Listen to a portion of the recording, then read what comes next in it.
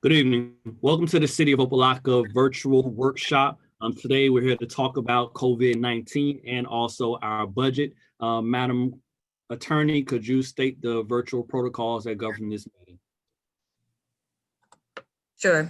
Pursuant to Executive Order number 20-69, issued by the Office of Governor Ron DeSantis on March 20th, 2020, municipalities may conduct meetings of their governing boards without having a quorum of its members physically present or at any specific location, and utilizing communications media technologies such as telephone or video conferencing, and provided by Section 120.54 5B2 of the Florida statutes. The members of the City Commission appearing remotely for this meeting are Vice Mayor Davis, Commissioner Bass, Commissioner Burke, Commissioner Kelly, and Mayor Paget. An opportunity was given to the public to email the city clerk prior to the commission meeting and to this workshop, and the city clerk will at the appropriate time state for the records whether there have been any questions, comments, or concerns on the items that you are here on tonight's agenda. This meeting is being streamed live at www.youtube.com/user/City of Opa-locka. Thank you, Madam Attorney. All right, Madam Clerk, roll call. Commissioner Bass? I'm here. Commissioner Burke? Vice Mayor Davis? Here. Commissioner Kelly? Present. Mayor Paget? I am here.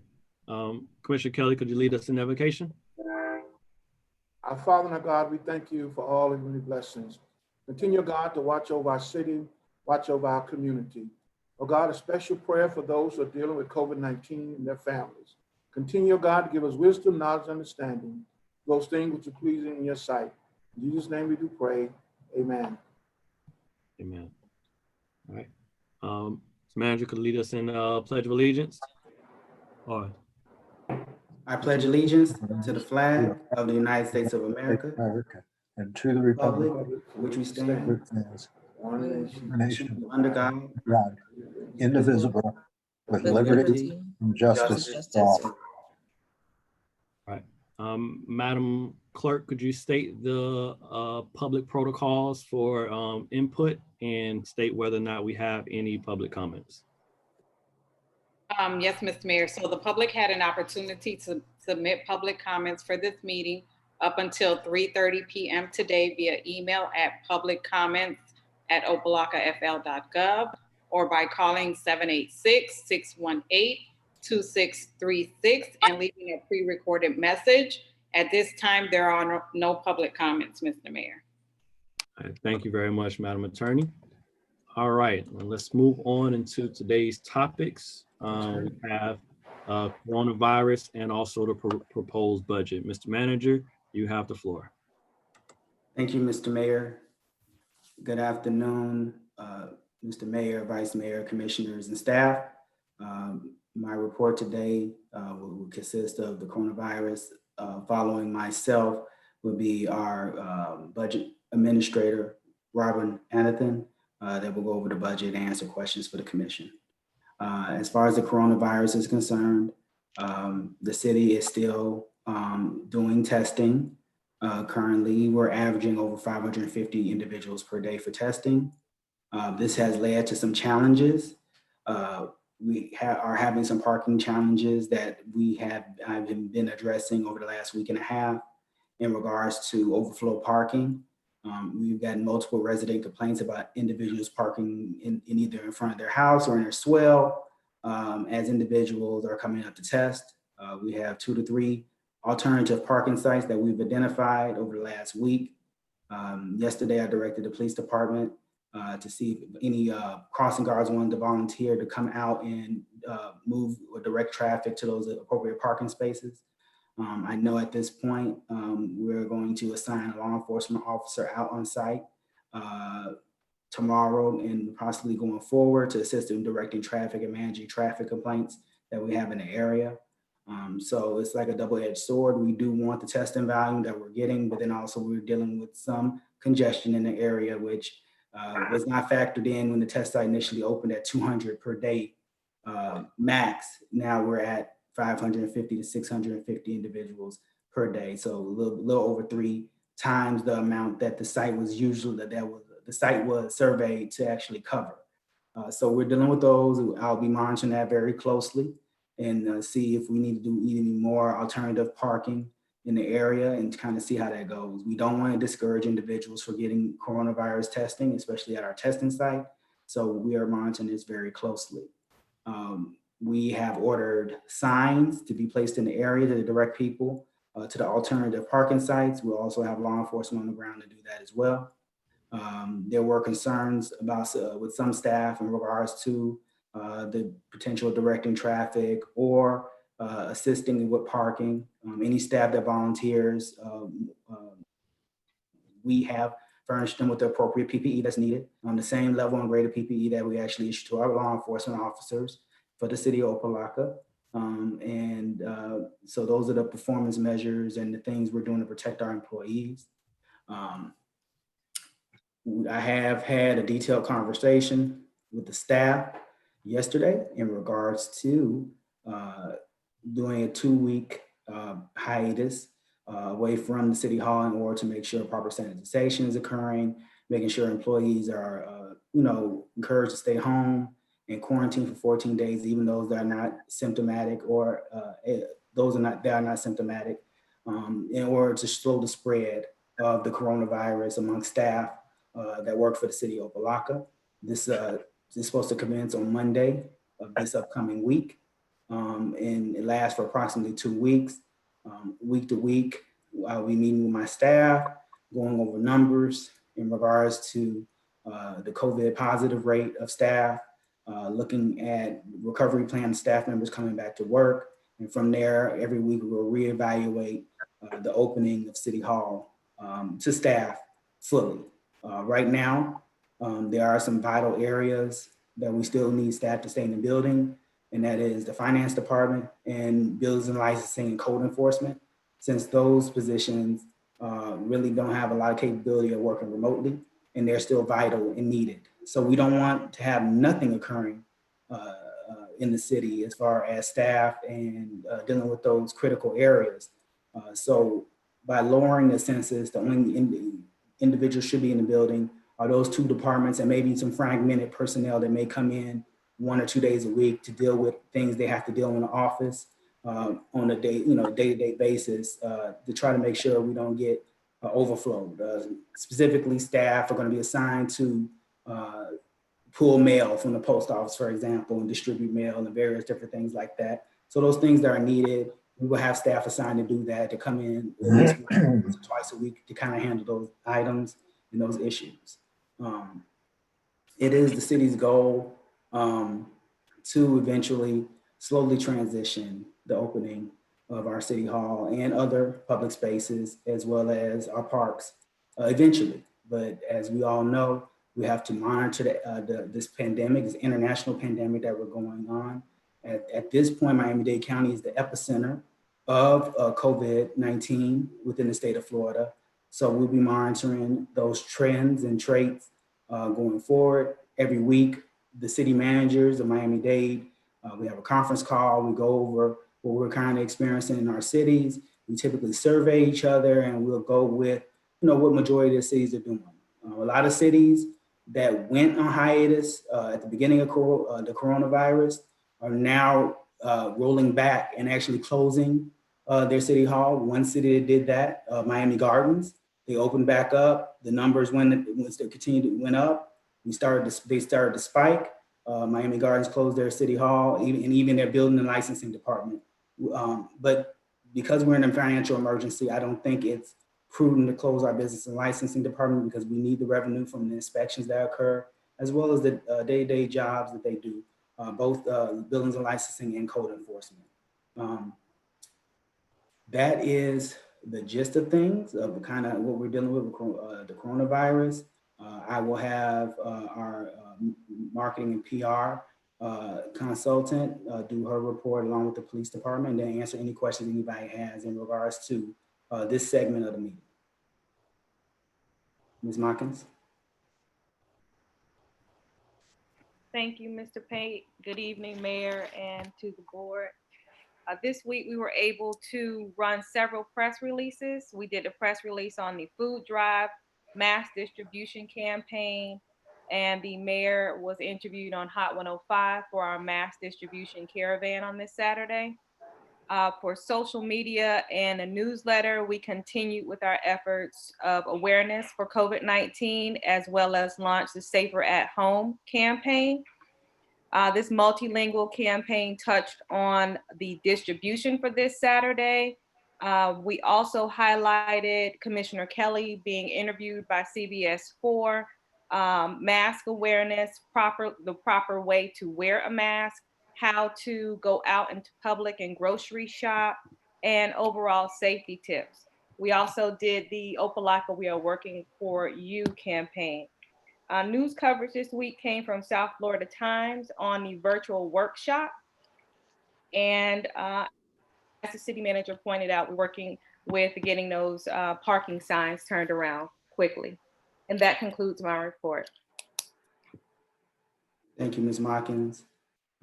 The police department, Lieutenant Shiverton. Good evening, everybody. Lieutenant Shiverton, Lieutenant City of Opa-locka. I'm reporting that on last week, Chief Dobson met with Miami-Dade County in reference to the citations about the mandatory mask wearing.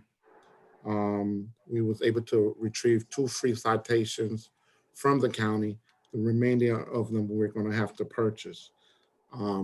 It's right now, we haven't gotten a final answer on the date. However, we're being advised that by the end of the next week, the mandatory mask should be into effect as far as with the fines and citations. Other than that, we'll continue on the social distancing. Throughout the city, we have units that's posted in different various areas. We're still pushing with the business owners, making contact with them, letting them know that everybody should be masking up. We really haven't had too many issues. All the businesses seem to be complying. As far as the citizens walking throughout the city, it's getting better. We're still enforcing it, but it is getting better along with the social distancing. And that's all I have to report as of this time.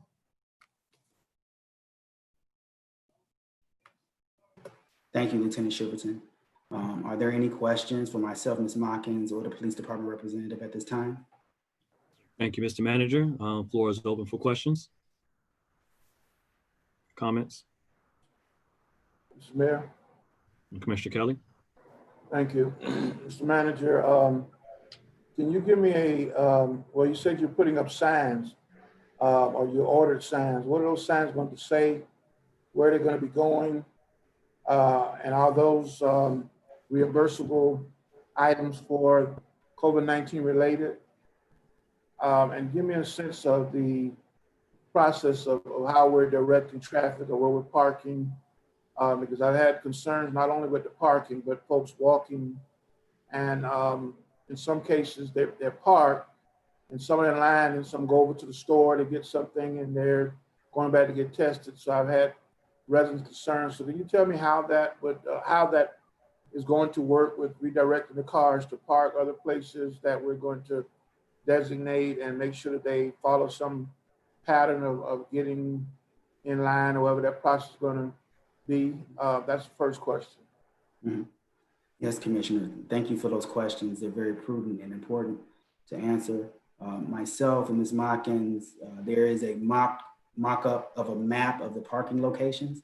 Ms. Mockins kind of put together the signs, so I have her answer that question in regards to signs. But to answer your 2 other questions, as far as individuals coming out of line, going to the store and getting back in line, and any disputes in regards to that, that falls under the responsibility of Miami-Dade County Police because they're responsible for the lines and the security of the testing site. So I will speak to the incident commander there to kind of get in touch on those issues because this is the first time I've heard of them, but I know they probably do exist because just of the length of the lines, how early you have to get there for the testing, because the line really starts at like 6 a.m., sometimes a little bit earlier. So I totally understand that. And these are common issues that kind of occur. And then as far as the methodology of directing the traffic and how that's going, is just having staff at certain points of the various entryways to the testing site, directing people to overflow traffic. So basically they monitor the testing site and they look at the primary traffic going into the parking lot that was only allotted for 200 people per day. And once that parking lot gets full, we start directing them to the church parking lot at 780, fishermen, if they can walk and make it, walk and make it that direction. And the parking space where the old fire department is, where you guys do the food giveaway. So on Tuesdays, that lot would not be able to be used.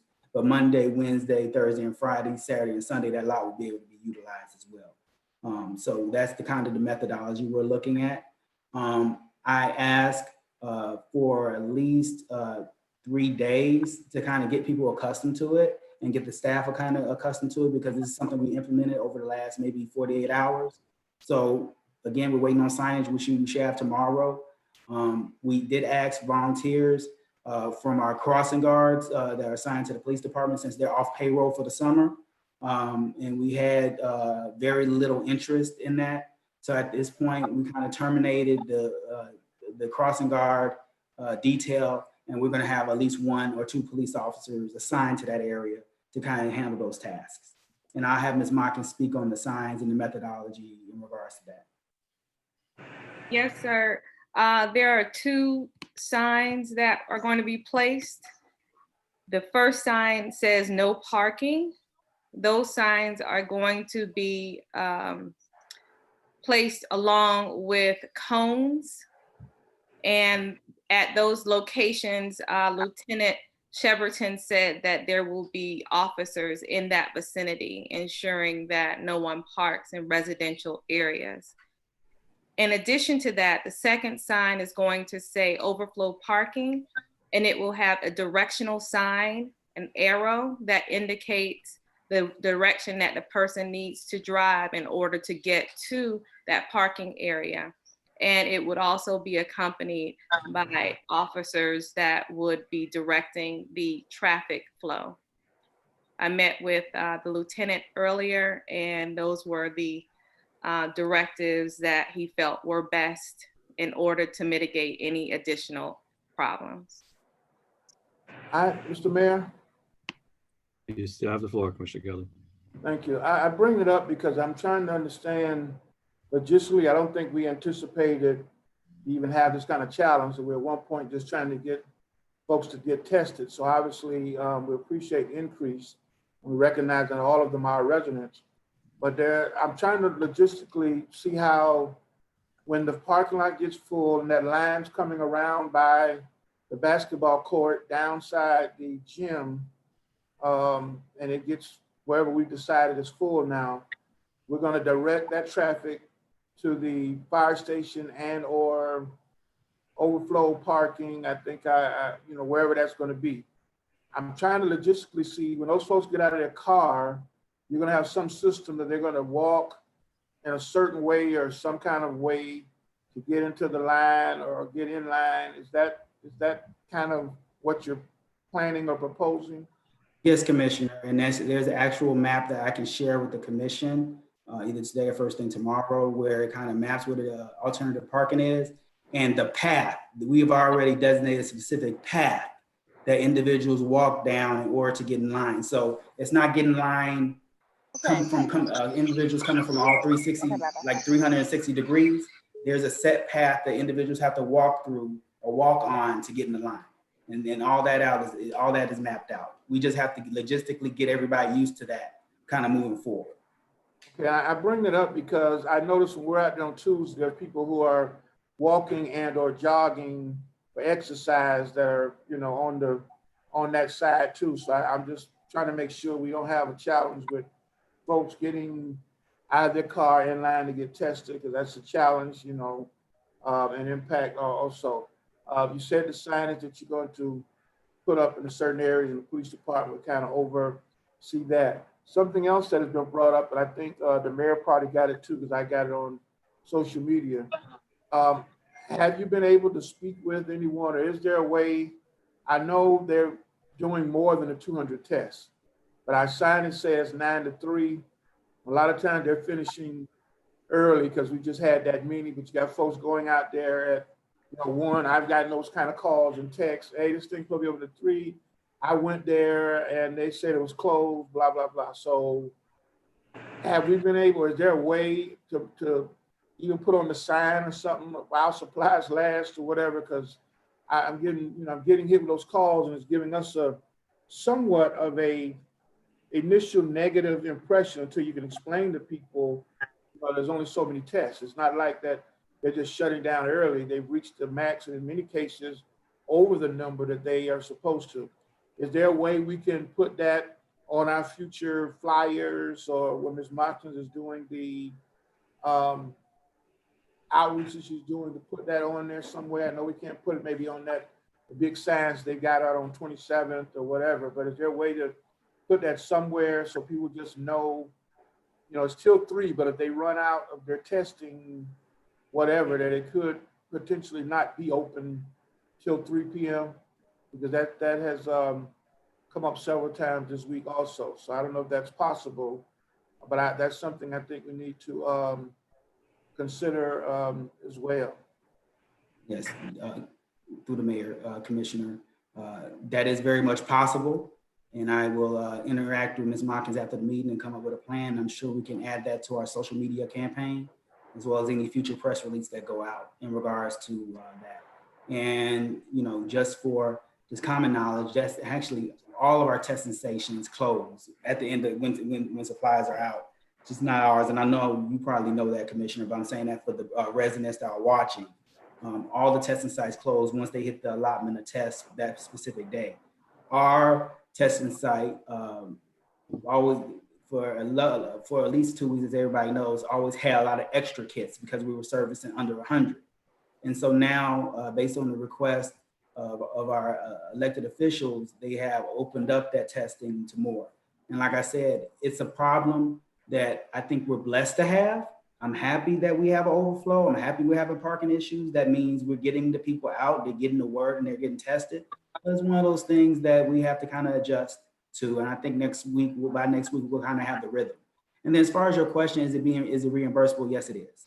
Any cost that is towards COVID-19, supplies, any infrastructure related issues regarding to testing site, anything related to the testing site, manpower, overtime manpower of the police department, those things are covered.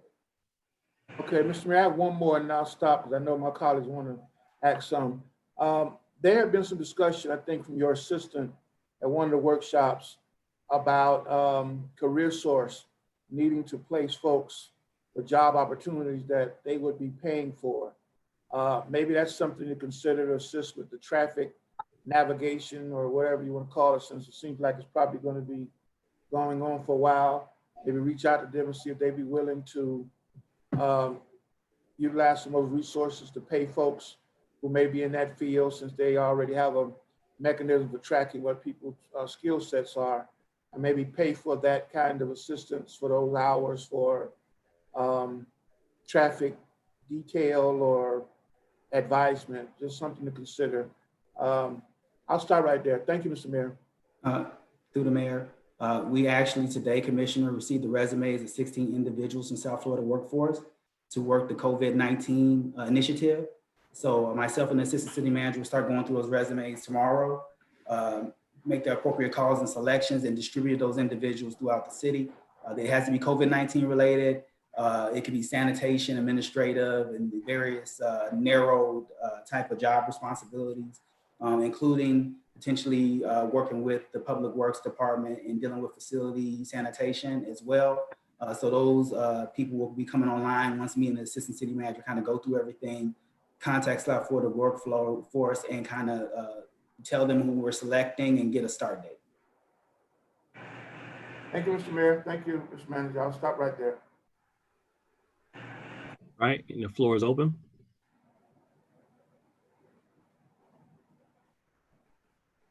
All right, so no more questions for the manager.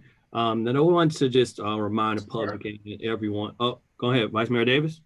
Yes, I'm sorry. Maybe you couldn't hear me. To the manager, As it relates to, I guess, reimbursements through Miami-Dade County, I assume the reimbursements that you referred to earlier were along the lines of FEMA. Have Miami-Dade County reached out as to what criteria would actually, I guess, qualify for reimbursement? Like if it could be like relief to our residents or any definitions? So two things. So there's two reimbursement paths we can go. The first one's FEMA, as you mentioned, and that's what I was speaking of during my report. The second path is Miami-Dade County has tentatively agreed to the City Managers Association that they will potentially release CARES Act money to individual municipalities based on a specific application protocol that has not been fully vetted yet. So as soon as we talk about it weekly, the mayor's office is working on the application requirements and what exactly that money looks like as far as being applied to and for, and then how that distribution will occur. And I know that's a measure that has to go before the county commission for approval, but I know there's been a lot of pressure on the county mayor to step up to release that money, because initially they were going to keep all the money and say, we're paying for the testing sites, we're paying for all this stuff in Miami-Dade County. The municipalities not getting any of the money. At this point now, it's been so much pressure, the bridge is kind of opened up and they are releasing some money, but the thing is, they're responsible coming up with the selection criteria and the application process. So the question is, how rigid or how open or broad will the application requirements be to get those funding? And that's still being researched. Right, and that was my concern, because I know many other cities, I know Miami Gardens through the league advocated to potentially actually have those monies up front. However, the mayor, he had a problem with it because ultimately, he was concerned with the way those funds would be accounted for and wanted to, I guess, handle it on a case-by-case basis. Also, as a report, I had a meeting with Commissioner Jordan's office along the same lines as rental assistance and putting something impactful in place for our residents, just to see, what options were out there and if the county could, if any way, play a role in that process. And, she made me aware of a program, a rental assistance program that is actually scheduled to actually roll out pretty soon now. So I hope, Mr. Manager, you work with Commissioner Jordan's office to get that information out to the public and ensure that we're, doing our due diligence to, pretty much, put our best foot forward for our community. I guess as far as the CARES Act funding is concerned, that ship is pretty much, I guess, sailed until we, hear what the county is going to do as far as a formula and application process. But my hope, Mr. Manager, is that you reach out to them and, potentially, I guess, get some clarification around the type of expenditures that can be made under COVID-19 reimbursements, because it don't look like, the money is going to be fronted. So, I for one wouldn't recommend going forth with anything, if we had to front the money. And to be honest, Miami-Dade County don't want to really, they're not really budging on the, on reimbursement. So. Through the mayor.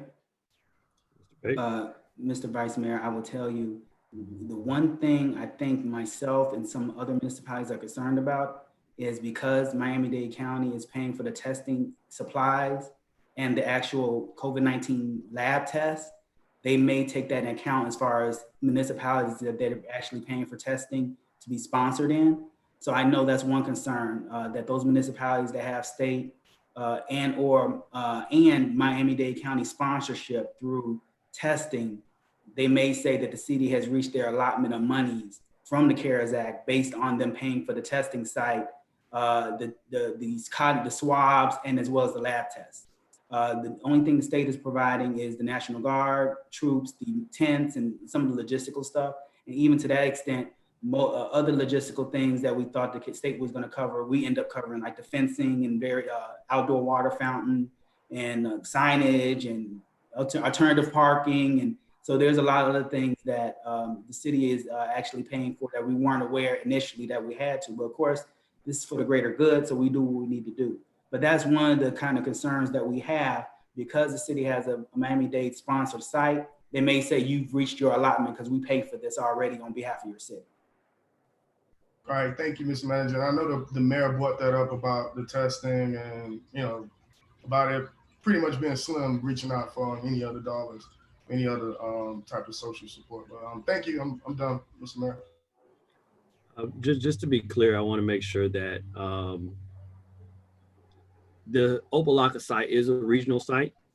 So the argument of the county focusing on taking dollars from our municipality or not providing us funding based upon our population and our needs, I don't know if it will hold up because this is a regional site. A lot of people that go there are not just Opa-locka residents. Actually, majority of people tested there are not Opa-locka residents.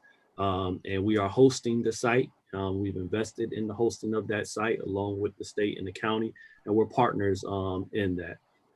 So I want to rest assured that we're going to do what we need to do to get what we need for our community so that we can combat this virus together with municipalities all across Miami-Dade County. Before we move on to the budget, I make final remarks on this. Does Commissioner Bass or Commissioner Burke? Commissioner Bass, go ahead. Yes, thank you. Good evening, everyone. Just to add to what Vice Mayor said in regards to the rent assistance, Miami-Dade put forth one, I believe it was on the 14th Tuesday, but it only lasts until the 17th, which is tomorrow. And it should be done online at www.miamidade.gov. Thank you. Perfect. Thank you, Commissioner Bass, for bringing that up. Through the mayor. Commissioner Bass, I will work with Ms. Mockins to get something out quickly this evening and make sure we kind of posted it multiple times at 17. So we try to get the most attention possible. And I will speak to the assistant city manager in regards to potentially doing some outreach, giving some, maybe potentially have staff doing some outreach tomorrow as well. Thank you, sir. Okay. Commissioner Burke, you got anything? All right. Yeah, there we go. Mr. Mayor, yes, I was just wanted to reiterate what you just said. I don't know how Miami-Dade could say that we've exhausted our allotment, because from what we see out there in the lines every morning, those are not Opa-locka residents. So I reiterate what you're saying, that logic won't hold up. Thank you. Thank you. So I want to make sure that the public knows that the city of Opa-locka has been preparing for this moment. A lot of the signs pointed to the state of Florida and Miami-Dade County becoming the epicenter. And we took decisive action at the very beginning of this. First of all, in making sure that this community had testing within the city. And we partnered to get the first walk-up testing site that tested children in North Dade, 12 and up. We're currently advocating so that that can be opened up for all kids of all ages. When it came time where the numbers started to go up and we were maxing out on our 200, we also were able to get that expanded. So we had even more people test in the city of Opa-locka. But that isn't everything. We understand what people are going through when it comes to this pandemic. So we made sure that we partner with Feeding South Florida to have a weekly food drive so that people can have food. Vice Mayor Davis is advocating on the counties to get this rental assistance program for our community.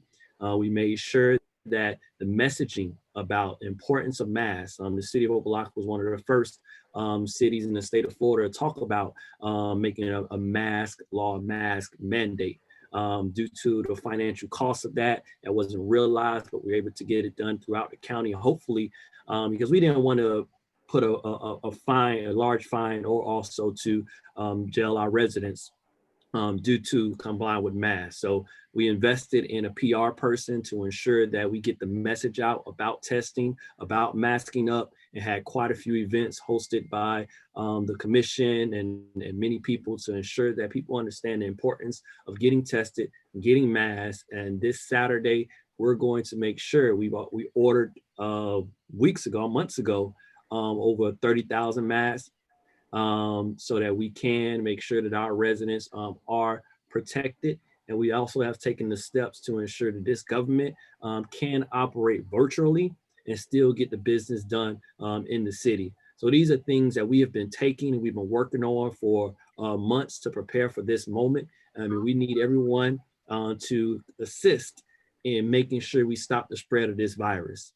This virus is not going to be defeated by any governmental action. It's going to be defeated by the people taking it upon themselves to put on their masks, stay home, social distance, wash hands, and really protect each other. And that's what we're here to do. And that's what we're here to do as a community. So we're going to get through this. We will get through this. Other states have proven that they have been able to do it, but it's on us to make sure we do it. And we have to work with the city and the county to do so. So there's a lot of collaboration going on the county level, on the city level, with the mayors, with the city managers to address this. And we need to make sure our people step up and mask up too. So thank everyone for their involvement, Mr. Manager, my colleagues on the commission, the staff, for really doing what we need to do to step up and make sure that the city of Opa-locka as a government is responsive to what's going on. So with that said, Mr. Manager, let's move on to the budget. Thank you, Mr. Mayor. I'll open up the floor to Mr. Robert Anathan, our budget administrator, to provide his budget presentation. Good evening, Mayor, Vice Mayor, Commissioners, staff. Let me take over the screen and I'll be right with you. And here we go. Okay. All right, good evening yet again. Want to take you through the budget as we see it right now, the proposed budget. It's a very long presentation. I'm going to go through a lot of it as quickly as I possibly can.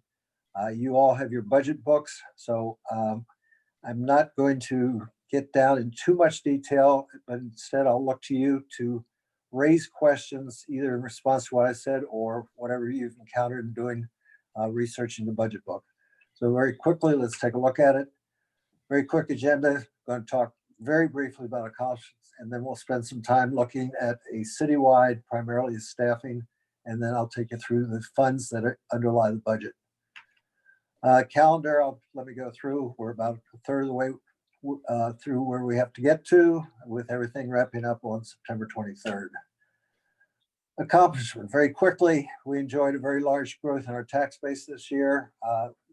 Moving the utility billing over to the county has proven to be an extreme success.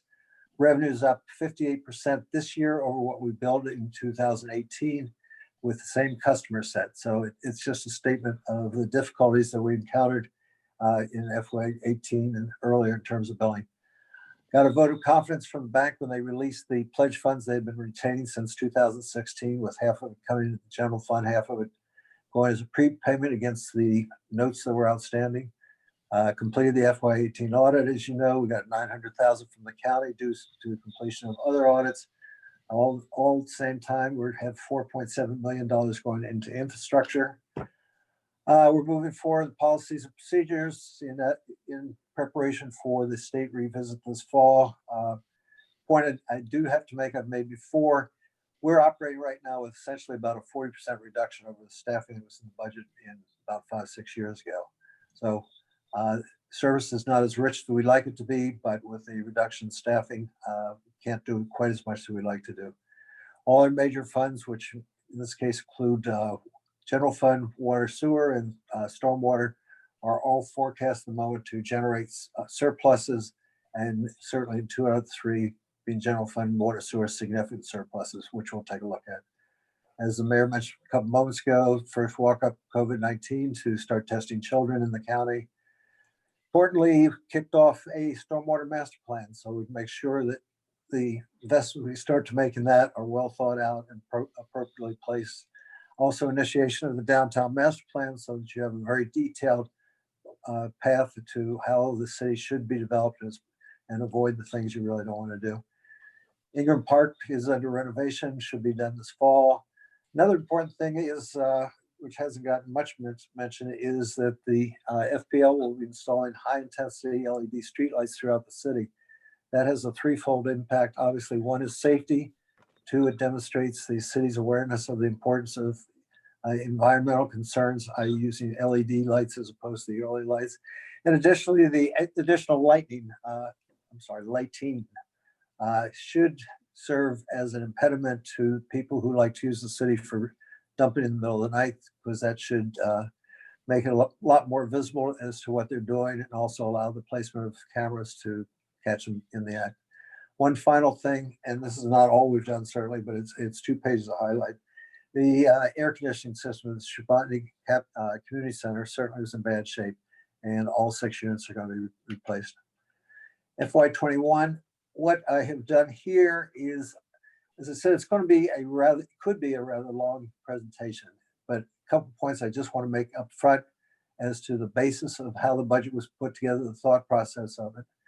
What we are offering, what we're recommending, is what I would call a lean, flexible budget capable of dealing with 2 very extreme unknowns. One is really what we should be expecting revenue, very difficult given circumstances.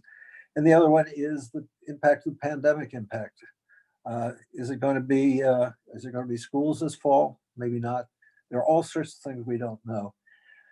Given that level of uncertainty, what we've done is structure a budget that says we don't think the effect is going to be of the pandemic is going to be that great. We have folded in some revenue shortfall, hopefully enough, maybe not, but with recognition that it's easier to put a budget in place that has thought through certain programs and so forth.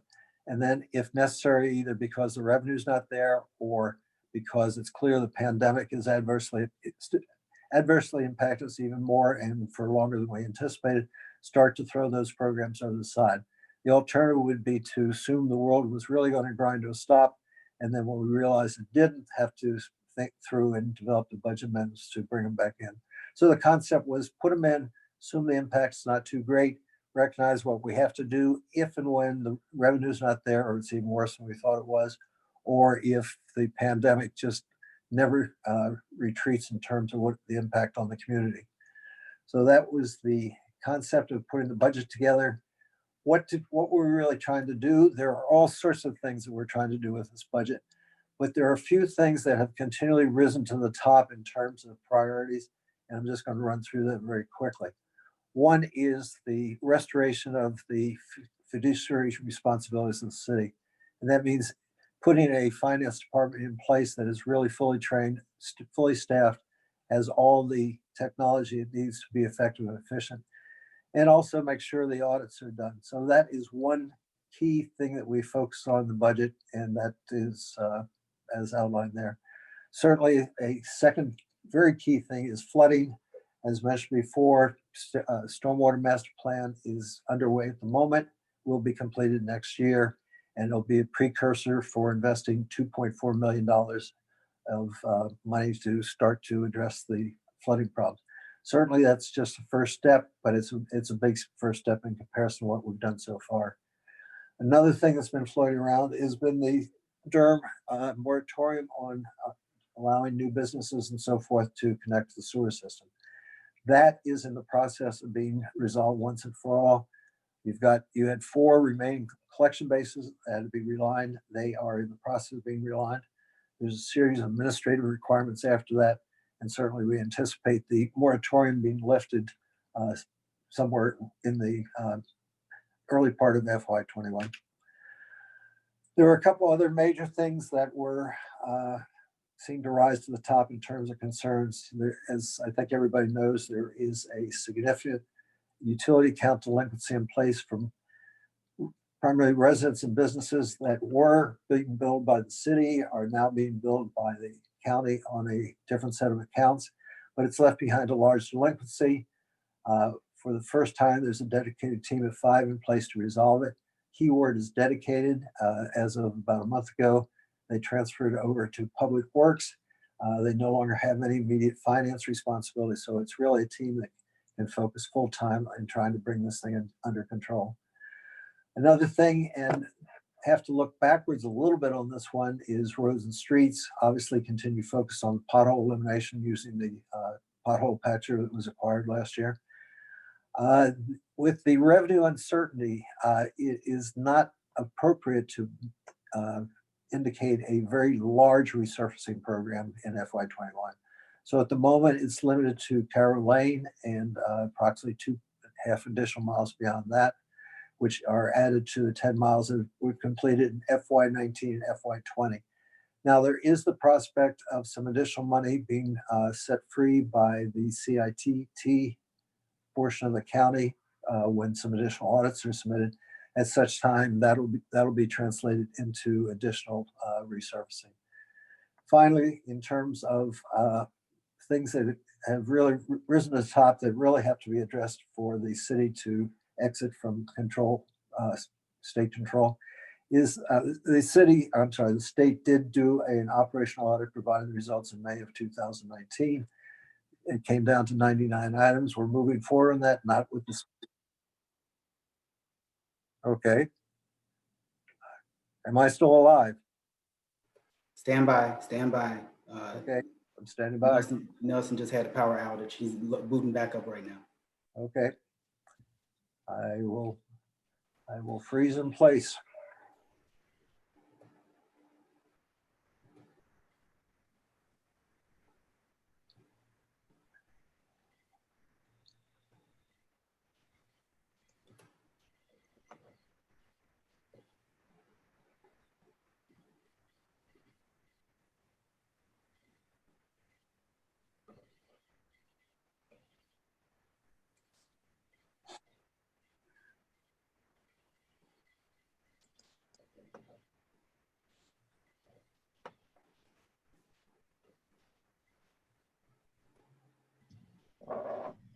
Bob, you can continue. We're still live on YouTube. Yeah, Okay. that's just checking out. All right, thank you. Okay, I understand. Go ahead. Yes, sir. I'm on my way. Okay, just as I was trying to wrap up here in terms of major topics that the budget's focused on, we are making progress in resolving the 99 findings, not as quickly as we'd like. The intent is certainly to be ready for the reinspection in October, December.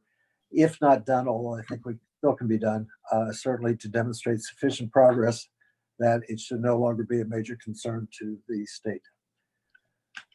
So this is kind of a wrap up because, as I said, it could be a long presentation in terms of whether people have a lot of questions and so forth. Just want to leave you with the following thought. We are making good progress in reaching the financial goals that we have to exit state control. I'll demonstrate in a moment. And the pandemic has, for the moment, created an interim disruption. The hope is that it's not an extended one, but for the moment it is. And I'd like to demonstrate that with the following page. This is a very simplistic graph of the general fund reserves. As you may remember, well, let me give you a couple descriptions here. The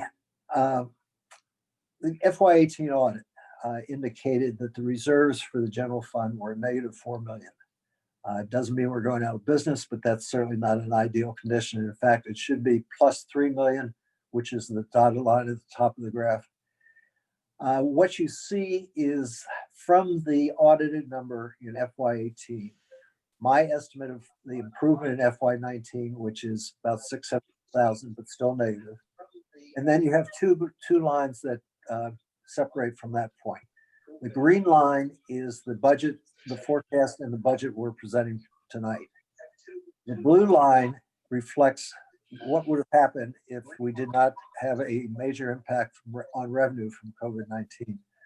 So the message I'd like to leave you with, if it hadn't been for COVID-19, there should have been another $800,000 or $900,000 in revenue, which using the same expenditure plan would have fallen to the bottom line as addition to reserves, which would have moved us into positive territory for the first time in several years.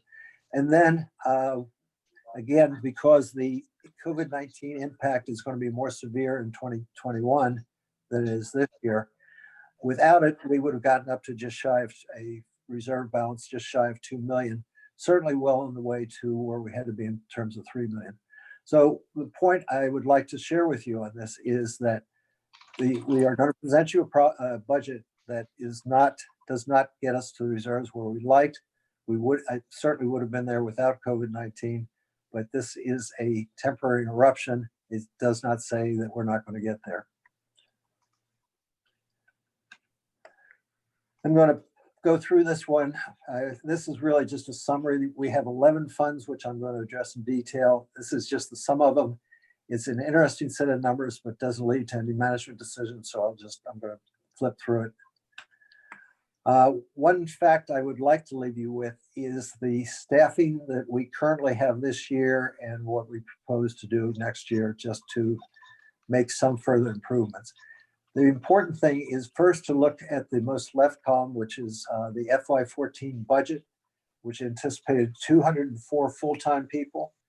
In fact, at the moment, as you come over to the third column, at the moment we have 124.5, which is about a 40% reduction. Are talking about bringing another 12 people on board. But equally important is the rightmost column, which says, recognize the service levels are not all that we would really like them to be. And the various department heads have requested an additional 11 people full-time and 2 people part-time, which are not in the budget. So it's not a question of saying, okay, everybody tell me what you need, let's bring them in and we'll go from there. We try to be very selective. We are recommending bringing 6 people in on the governmental funds and 6.5 people, less 1 part-time person on the enterprise fund. Going to take you through this only just to try and give you some sense of how this all comes together. Within financially, we break into 2 collective sets of funds, one governmental funds and a second the enterprise funds. Governmental funds is really the larger of the 2. As I said, has 9 funds in it. The primary fund, as we know, is the general fund. The numbers that follow each fund label are the recommended expenditures for 2021. So just to kind of very quickly take you through the purpose of each fund to put in context of what we're going to look at in detail. The general fund, it has a wide range of funding sources, primarily though from property taxes, and it provides all services other than the service provided by water, sewer, and stormwater. The next fund that I'm going to address is going to be the CRA fund. It is funded by property tax, both from city contributions and county contributions. It covers the redevelopment of 18% of the city, which is currently deemed to be blighted. And that percentage may expand next year, as will be discussed. Next one is really interesting for reasons I'll try to share with you. It's the debt service fund. It's put in place. It has a series of pledged revenues, and they are revenues that are, for the most part, collected by the state and redistributed to us. It is designed to cover $1.2 million of bond and note debt service, not your total debt, because you've got at least another $2 million in your enterprise fund. And the most important thing about this is with surplus transferred to the general fund. And this gets back to the revenue shortfall that I was talking about before, because if time permits, I will take you to a page that shows the surplus is going to be probably understated $600,000 or $700,000 this year from what it was in FY19. Again, putting in a more significant revenue reduction next year, the surplus is going to be reduced by about $1.1 million over what it was in 2019. The shortfall of these 2 revenue sources in terms of funding the general fund is the lion's share of the $2.5 million shortfall that I showed on that graph that says this is where we would have been without COVID-19, and you can look right to this fund and see the impact of it. Very quickly, safe neighborhood, that's where you do most of your governmental fund capital improvement, other than the roadway work done in the next fund. It can be funded by by gasoline taxes. It can also be funded by grants and general fund funding when those sources are available. Those latter sources are not available next year. Therefore, The work that's going to be done by this fund, as you can see, is a very limited number. As I said, the other fund that is utilized to work on or invest in governmental infrastructure is the People's Transportation Plan, and that is solely dedicated to roadway improvement and to operating community bus. Town Center, 6 of the 9 funds here, really part of the general fund, but has been carved out to be able to assess whether it is self-sufficient in terms of third-party rent within the building, and as you'll see, it's not. Special law, no activity this year, I'll just leave it at that. You've got 2 internal service funds, both of which are funded by all the other divisions within the city, and they are paying for, in the first case, the IT services provided by your IT department, and in the second case, for the insurance provided by your risk management department. Having covered 9 of the 11 funds that make up the city's finances, the last 2, as you would expect, are enterprise, water, sewer, funded primarily through customer utility payments, and also is funded with grants and loans for infrastructure when available. County provides bulk water, processes the wastewater, and does customer billing. We take care of maintaining and upgrading the infrastructure. And stormwater is funded by assessments to all developed properties and can also obtain grants and loans when available for infrastructure investment. Very quickly, the assumptions, tax-based growth. This is from the information we got from the appraiser on July 1st, 8%, using a 95% collection rate. Know that there is going to be some difficulty in paying tax bills this year just because of the impact of COVID-19. But when the tax bills are not paid, they go to tax sales certificate. I think there'll be enough investment interest in these certificates that we'll still get 95%. To calibrate the sensitivity of that, if I'm off by percentage points, that would be $113,000 shortfall. Millage rate recommended at the moment is 9.8. You will address that next Wednesday in terms of what you want on the trim notice bills that go out in August. Belaboring the obvious, the next one, revenues being badly impacted by COVID-19. Problem is, just don't know how much at the moment. Limited headcount growth, no compensation increase, other than what is baked into the police contract. At the moment, because we won't know until September, 10% health plan increase. To the extent that it comes in less, that each percentage point will save about $7,500. Most of your other expenditures, all your other expenditures within the general fund are held below or at the FY20 levels just to maintain that lean budget that I mentioned previously. At the moment, we do have 1.4 million of contingency built into the budget for noted reasons. FRS rates have been updated. And again, it's a balanced budget at this point. Please stop me, anybody, if there's any questions, because if it's not making sense, don't want to waste your time. This is what the general fund looks like in very high level numbers. The transfers in is, as you can see, is going to be greatly reduced next year. That has to do with, primarily has to do with that debt service fund that I talked about, and that's the impact of it. I mentioned that most other expenditures are going to be below the FY20 levels. You can see highlighted yellow here. I'm using my cursor as a pointer, and that is in the spirit of maintaining as lean a budget as possible. And also the other thing to be gotten out of here is 1.4 million of contingency. I will revert back. As I said in the outset, anticipation is that your major funds are going to have a generated surplus. You can see right now, based on everything I know at the moment, I'm looking at $2.6 million surplus this year. Does not mean that we still don't have a negative fund balance.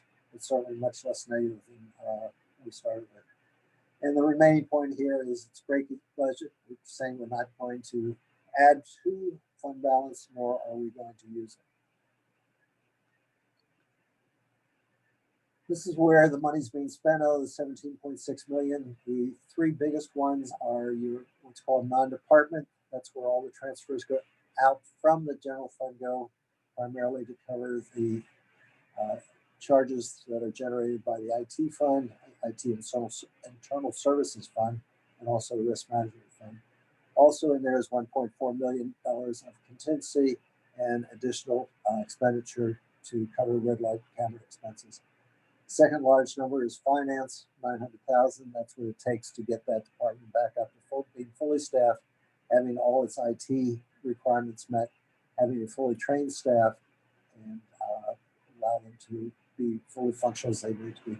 And the third large one, obviously, is your police department, which has a majority of the staff within the general fund. One last pass over this, and I'll let this one lie. We have to get the unassigned fund balance or the reserves back up to probably a $3 million, not probably, to a $3 million target over the next several years to meet a requirement to exit from state control. And the budget at the moment, as I said, anticipates a very good contribution this year for FY21, given the COVID-19 problems.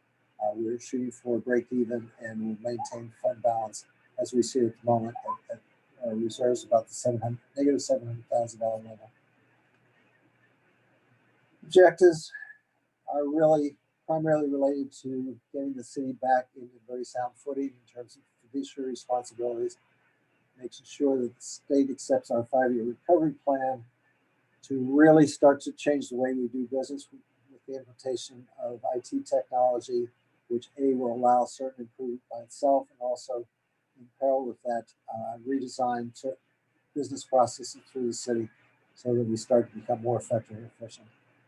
Need a more comprehensive view of what we want to do with parks and recreation, particularly parks, and focus on illegal dumping, increasing involvement activity in the city, a more focused effort on community policing with 20% of patrol time spent either on foot patrol or bike patrol, and certainly to the extent if and when COVID-19 continues to be an ongoing threat, continue doing what the city's been doing to make our residents and other cities aware of what they need to do to protect themselves from the virus. Three as issues related to the general fund. The revenue, I will tell you, in many decades of doing this work, I've never had greater uncertainty with what the revenue is going to be. I'll just leave it at that. Got to get the fund balance, our reserves to $3 million.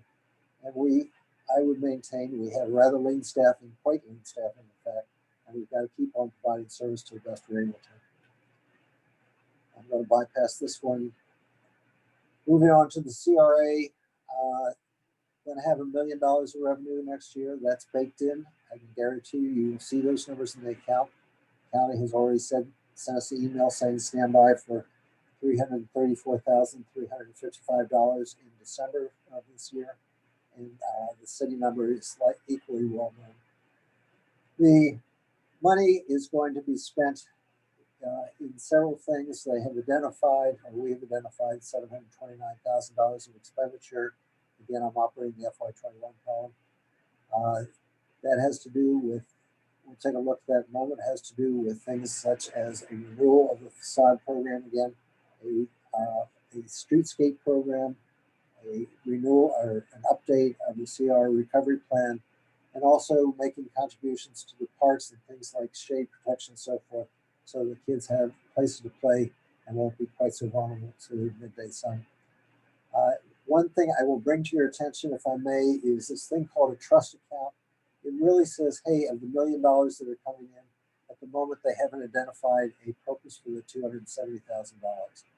If no further need is identified, that in fact is going to fall all the way to the bottom, and where you see the $760,000 for your closing fund balance, if none of the money that's at the moment slated to go in the trust account is spent, it's going to fall down here, and that will build up your funds for future projects over $1 million.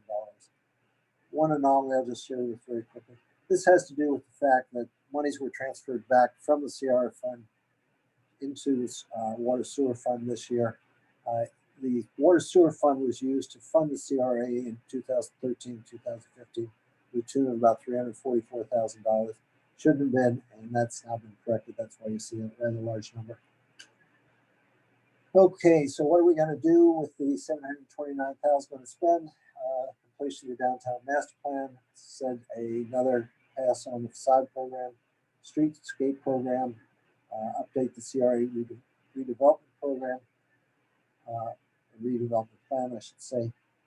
Go out and try and identify additional funds for additional projects. That is not in the budget, but it's an intention of the CRA. They are going to try to start initiation of a technology district and also an entertainment district. As I said, enhance park amenities with shade equipment to provide, protect the playgrounds, reduce impediments to development, and finalize their policies and procedures manual.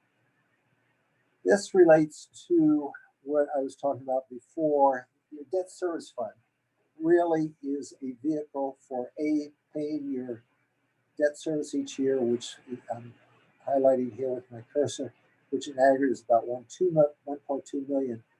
Anything that's not required to do that goes back to the general fund. As I said, look about a $600,000 reduction this year over the FY19 experience. And again, when you compare this number to FY19, it's about a $1.1 million shortfall. If COVID-19 had not been with us, these numbers are reasonably predictable. They're reasonably stable. We would have not seen these shortfalls.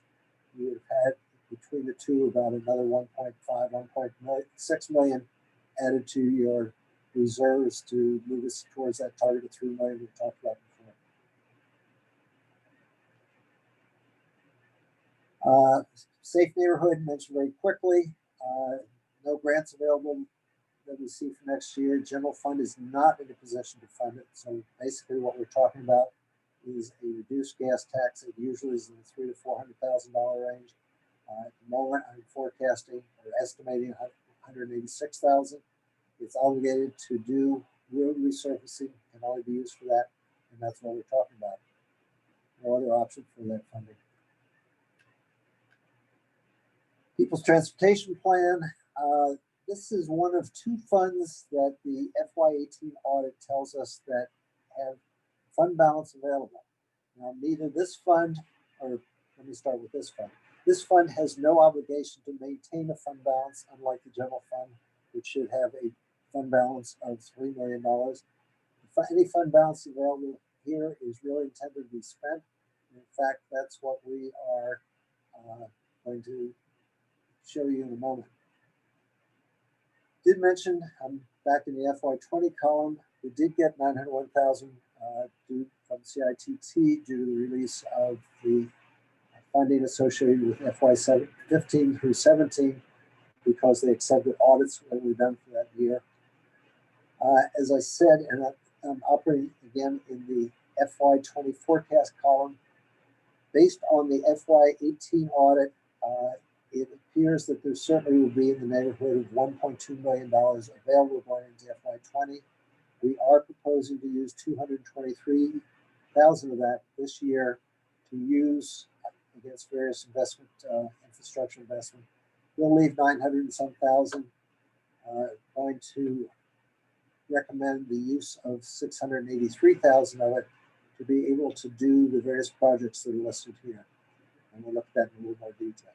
Doing that, it'll still leave us with 300,000. Again, this fund has no requirement to have any fund balance, and therefore that 300,000 is going to be staged and available for use in FY22 if we don't come along and identify needs for it in FY21. Objectives of this are to obtain grant funding for a second community bus route. This is speculative at this point. It is not budgeted, but it's certainly something the Public Works Director is working on. We certainly will do road surfacing to the extent we do have funding available, which will be basically the Carroll Lane project, and plus that 1 mile of additional road work, and an additional 2 miles of new sidewalk installation. Again, I'm going through this very quickly because I think there's going to be a lot of discussion. So I apologize if it's too quickly, but I'm trying to open the door for a lengthy discussion period. In terms of the town center, as I said, it really is part of the general fund, but it's been carved out to see if it is self-sufficient in terms of revenue.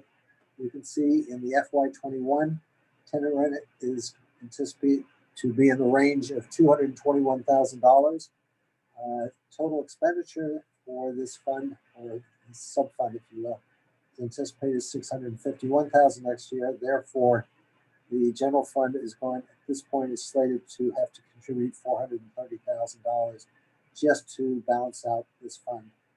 I should note that one of the issues creating a problem this year, for the first time, this building is going to be charged property tax. This was triggered by bringing on board a for-profit firm as a tenant, and that, in the county's mind, triggers the need for the entire building next year to be charged property tax. The good news about this $160,000 property tax that's embedded in these operating expense numbers is that $50,000 of it comes back to us. So it's not a total hit on us, but it's still more than it needs to be. And I'm going to show you what we're going to propose to do about it. We're going to hire a property manager to make sure that we achieve the second objective, which is 100% rental occupancy. The county has indicated that the way to avoid most of the property tax is to break the building into condominium units. The only condominium units that will be charged a property tax will be those that have for-profit tenants in it. We'd also like to do an energy audit to see if we can't do better, and also some minor touch-ups to interior condition of the building to better reflect the city image. I'm going to go into water sewer. I have bypassed the internal service funds for the moment. I'll come back to them. The interesting things about that, and I'm going to focus primarily on the FY21 forecast, is that actually pulling revenue down next year as opposed to this year. And the reason for doing that is the first several months of the revenue billings this year by the county were really extremely high. And made me happy because it looked like we were going to have more revenue than we knew what to do with in terms of being able to address infrastructure investment. But over the last 3 or 4 months, it really has settled out at a much reduced level. And so what the FY20 forecast reflects that very high revenue in the front end of this year, while the FY21 proposed budget reflects a revenue level that is much more consistent with what we've seen over the last 3 to 4 months. You can see, again, in FY21, we're going to use $3.2 million, close to $3.3 million of grants and loans. These are not new grants. These are not new loans. These have been worked out previously with the state, and the money's been there, and it's now being pulled down this year to take advantage of it. And you can see where it is being used down below in terms of $3.5 million in capital expenditure. I will point out, we talked about the debt service fund. It does not include any of the debt service related to the water sewer fund. 1.2 million of that is going to the county for obligations for services previously provided, and another 700,000 goes to the state to repay the grants and loans that you see part of here. This also has its own form of fund balance for enterprise funds called working capital. Based on the 2018 audit, I believe going into FY20, we're still going to be negative. I believe we're going to generate a very significant surplus this year, which will drive a slightly positive to 470,000. That is a step in the right direction. Could be a little bit better. It does not necessarily have to be better at the moment. And consequently, we're proposing a break-even budget for FY21. Very quickly through these objectives, we pay the county about $1.5 million a year to buy water from. Every percent of loss reduction we can get into the system will save us another $15,000 to $20,000 in expense. Inflow and infiltration has to do, infiltration is basically what comes through the cracks in your sewer mains. Inflow is what comes through the openings in the manholes and other things that customers have done to dump their water into the system. We pay the county about $2.5 million right now. I'm sorry, 2.8 million, I think, for processing wastewater each year.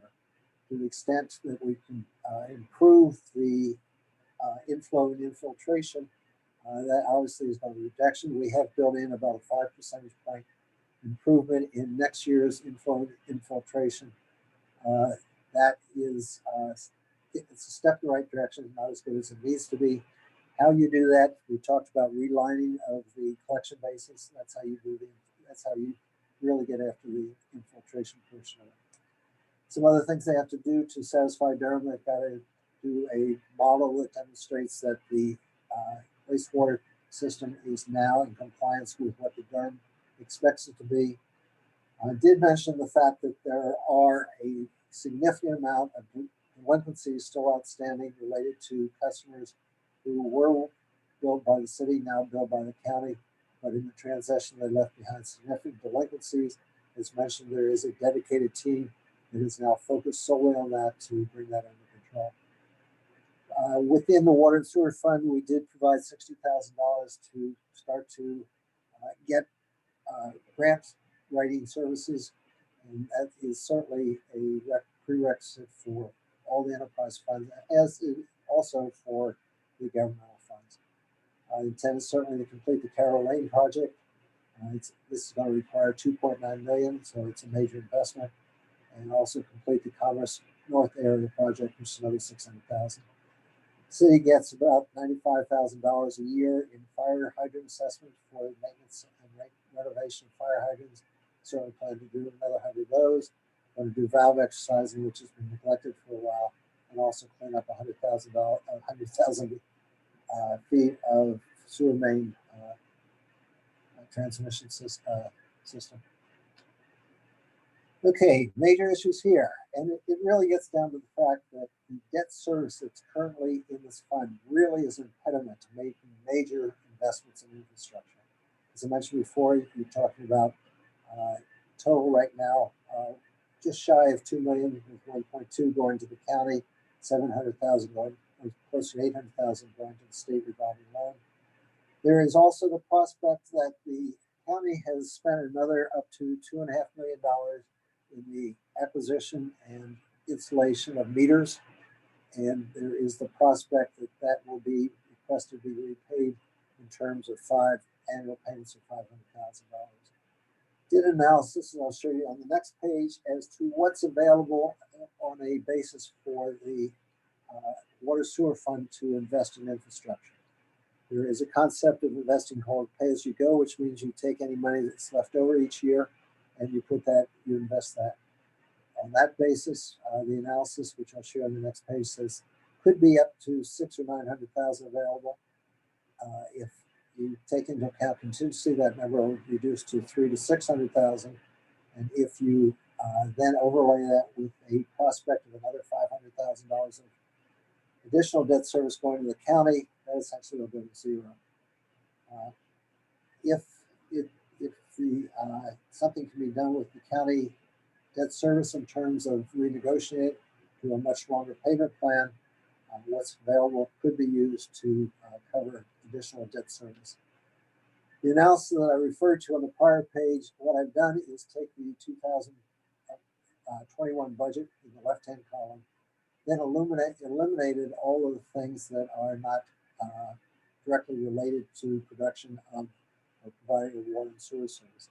And when you pull out those items, what you see is when you get down to the bottom of the right-hand column, you have about $980,000 that would be available for debt service. Note above it, 3 lines, you still are paying the county and the state another $2 million. And if you had to use that contingency, that takes your number down to 600,000. If you overlay that with another 500,000 of additional county debt, then that number, 619,000, essentially goes down to a measurable number, 119,000. The stormwater fund, we do see the revenue going up next year. The revenue currently is billed on utility bill. There are problems with doing that. We're in the process of making improvements to that. It will raise the revenue next year over what we expect to see this year.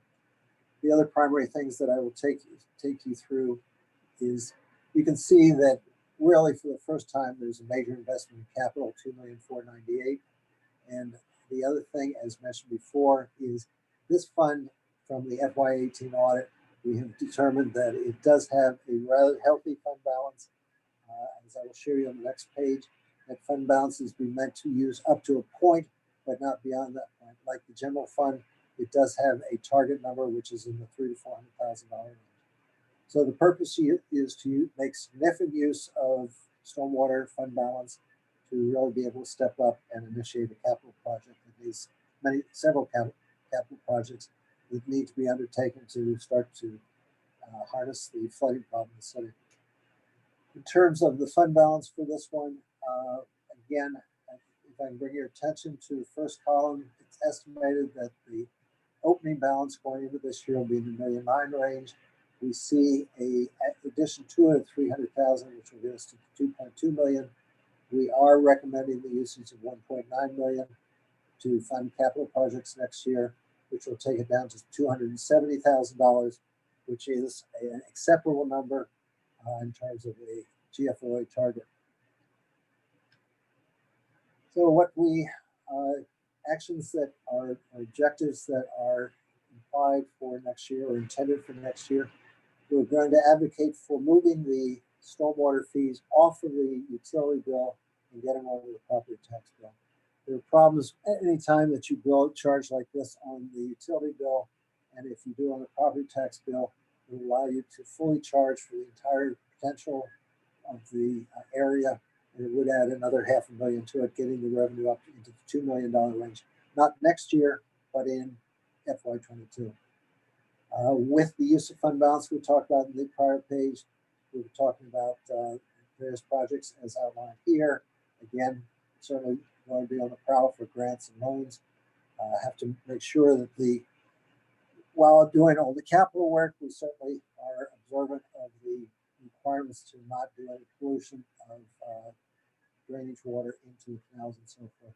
And certainly this fund has got to continue to be available to respond to flooding events, as it will have to be for the next several years until the entire stormwater problem can be brought under control. IT services, again, this is something that is funded internally. There's absolutely no external revenue here. It takes basically what it takes is your hardware, your software, and your communication costs for communication with both telephonic and internet, and distributes that cost back over all the user divisions. You have the same mechanism here for risk management, where you're going to take your insurance costs. Again, this is not health costs. This is property insurance, general liability, auto insurance, and so forth. Takes those charges and distributes those charges over all the divisions that benefit from having the insurance coverage.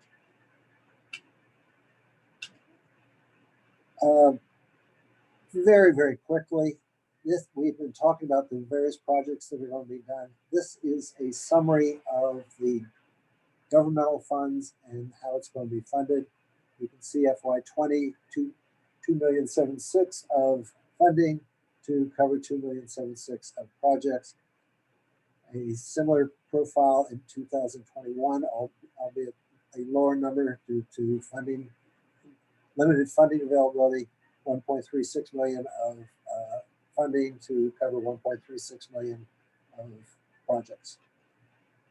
Water sewer funds, water sewer capital projects, again, the same balance framework, but you can see in FY21 increase in funding and projects up to the $3.4 million level, with 2.9 going into the Cairo Lane project and another 500,000 into the zones 1 through 6 project.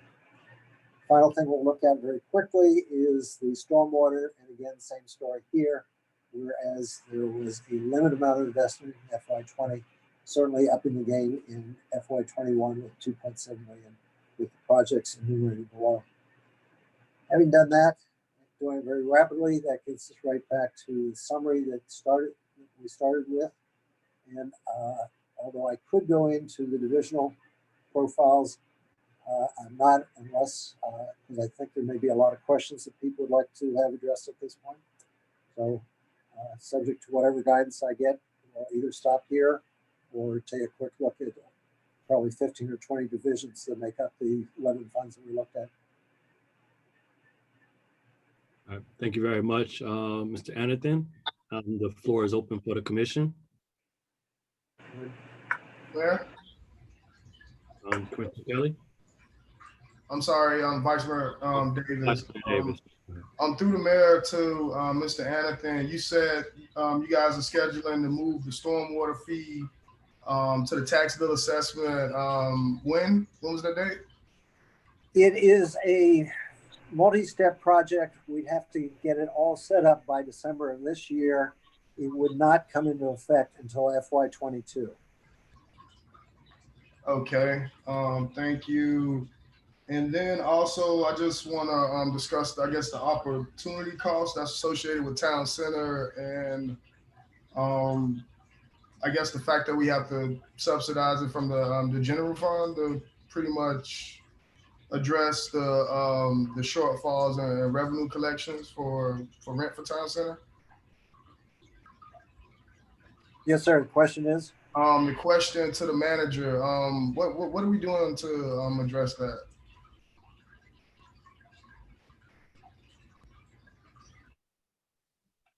Sorry, I'm through the sorry, mayor, I hear through the you. mayor, Mr. Vice Mayor. How we are dealing with it is, first, we are going to put an RFP out on the street for a property manager. Some of this got delayed due to COVID-19, and we end up pushing a lot of RFPs that were out already until we went to get them done virtually. So you should see this out on the street this upcoming quarter. We are meeting with the city attorney to look at various other options coming up in regards to making sure that, number one, that anything that is due to the city is paid, and find out a strategic method in order to deal with some of the issues that we are experiencing within town center.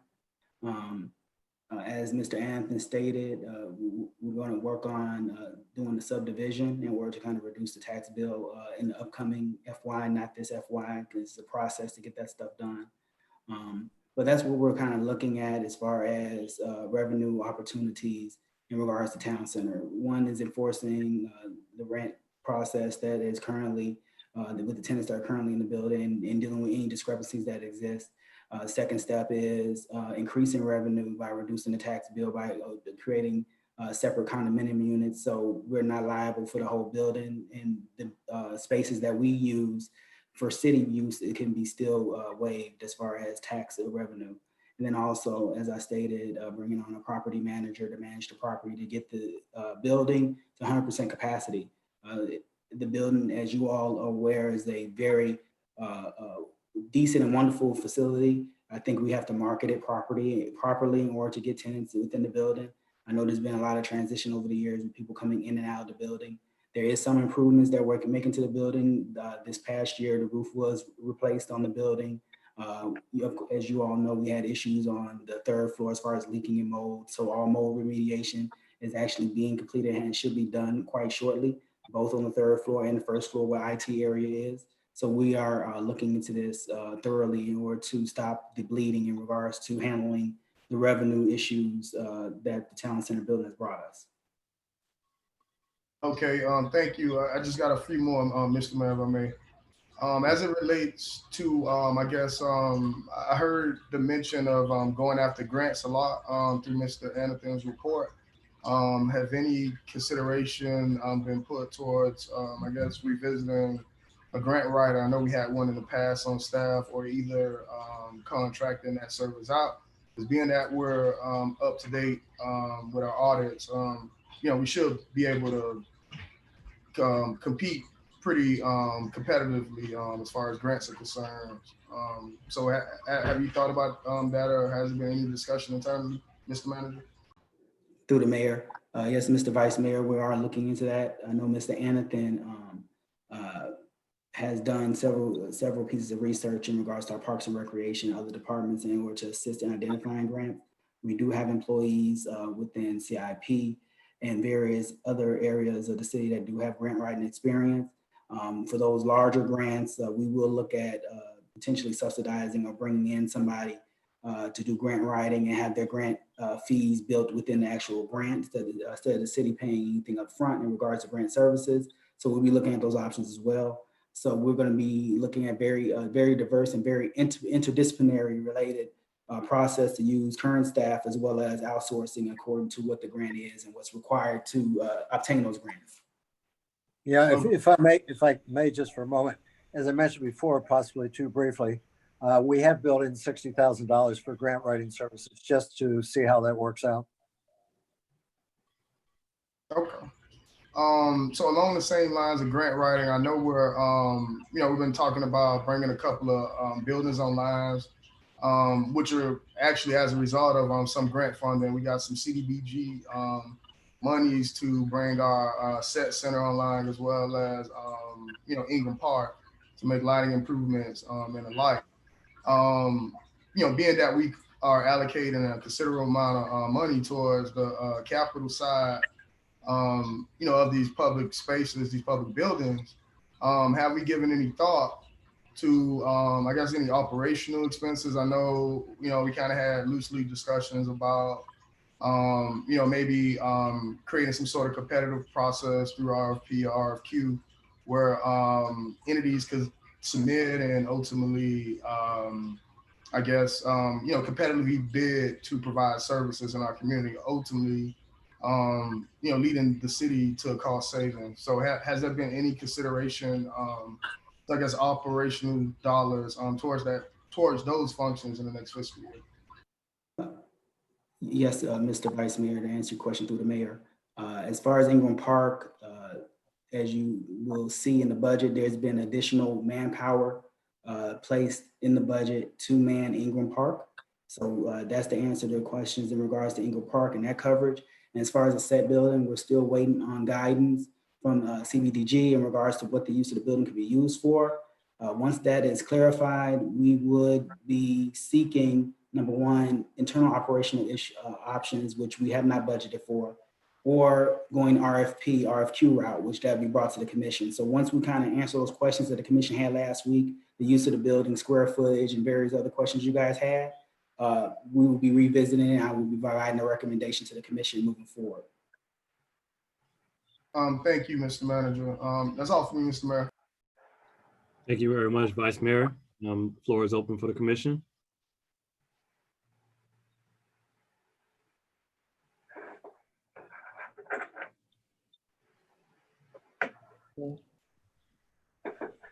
Anyone? Mr. Mayor. Commissioner Kelly? Thank you. Thank you, Mr. Manager, Mr. Hampton, for your presentation.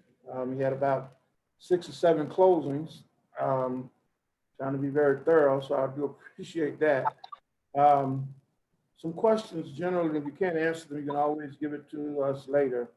How many years do you project the general fund balance to need in order to get out of financial oversight? So to answer the question, I have interacted with the state upon first becoming a manager 8 months ago, and as recently as 3 months ago. So what they're looking at is this. They're looking at, number one, the recovery plan being done this year for a 5-year projection. We have to have 2 to 3 clean audits, meaning no qualified opinion, and show that our fund balance is at a point where we are developing a surplus. And at that point there, we'll evaluate if we should come out from under state oversight. So I foresee another 3, maybe 4 years under state oversight because they do want to see multiple year performance and money control based on the 5-year plan that actually will be done in the next 2 months timeframe. Okay, thank you. I knew all the other parts. I just was really specifically talking about the general fund balance, because a lot is made of that when you start talking about numbers and actual dollars and getting that fund. Okay, the value adjustment board, I noticed in their projections of how we wind up with our calculations. Were they, was it a normal year of adjustments? We've always had challenge with them and how they sometimes make adjustments that impact our bottom line, especially as a small city. Was it a normal, was it COVID-19 impacted at all, or was it a general year? Commissioner, through the mayor, They nicked us for about 0.9%, which is in line with past years. So, you know, that's pretty much what I've seen in most places. Okay. I noticed in the presentation, in terms of the documentation, rather the potholes, you know, I know we got a pothole patch or whatever we call it, that still exists. So I know that's an ongoing process. We have budgeted, I know, what are the new police cars expected to be in? Do you have any idea on that? So Captured in the document. through the mayor, Commissioner Kelly. So COVID-19 kind of delayed the process. As you know, factories stopped developing or building vehicles. Well, I foresee the vehicles being available in the next 3 to 4 months. It was a significant delay in regards to COVID-19 and shutting down plants and especially the development of police vehicles at that time. But they have restarted development and factories have reopened in regards to fulfilling that order. Okay, we received the county report of the police department and your response. You had asked them to address it, et cetera. When can we as a commission anticipate seeing, I guess, the results of that implementation of those new policy procedures as outlined by that county audit? To answer your question, it is an ongoing process. I foresee significant growth within the police department in the next 3 months as far as the implementation of policies and procedures. I know we've had conversations in regards to the 8 can't wait policies that were defined after the recent use of force incident in Minnesota. So we are looking for a significant improvement, a noticeable improvement in the next quarter. But there is small gains that are being made as far as policies being updated, various recommendations as far as staffing recommendations and various different things that are in process currently.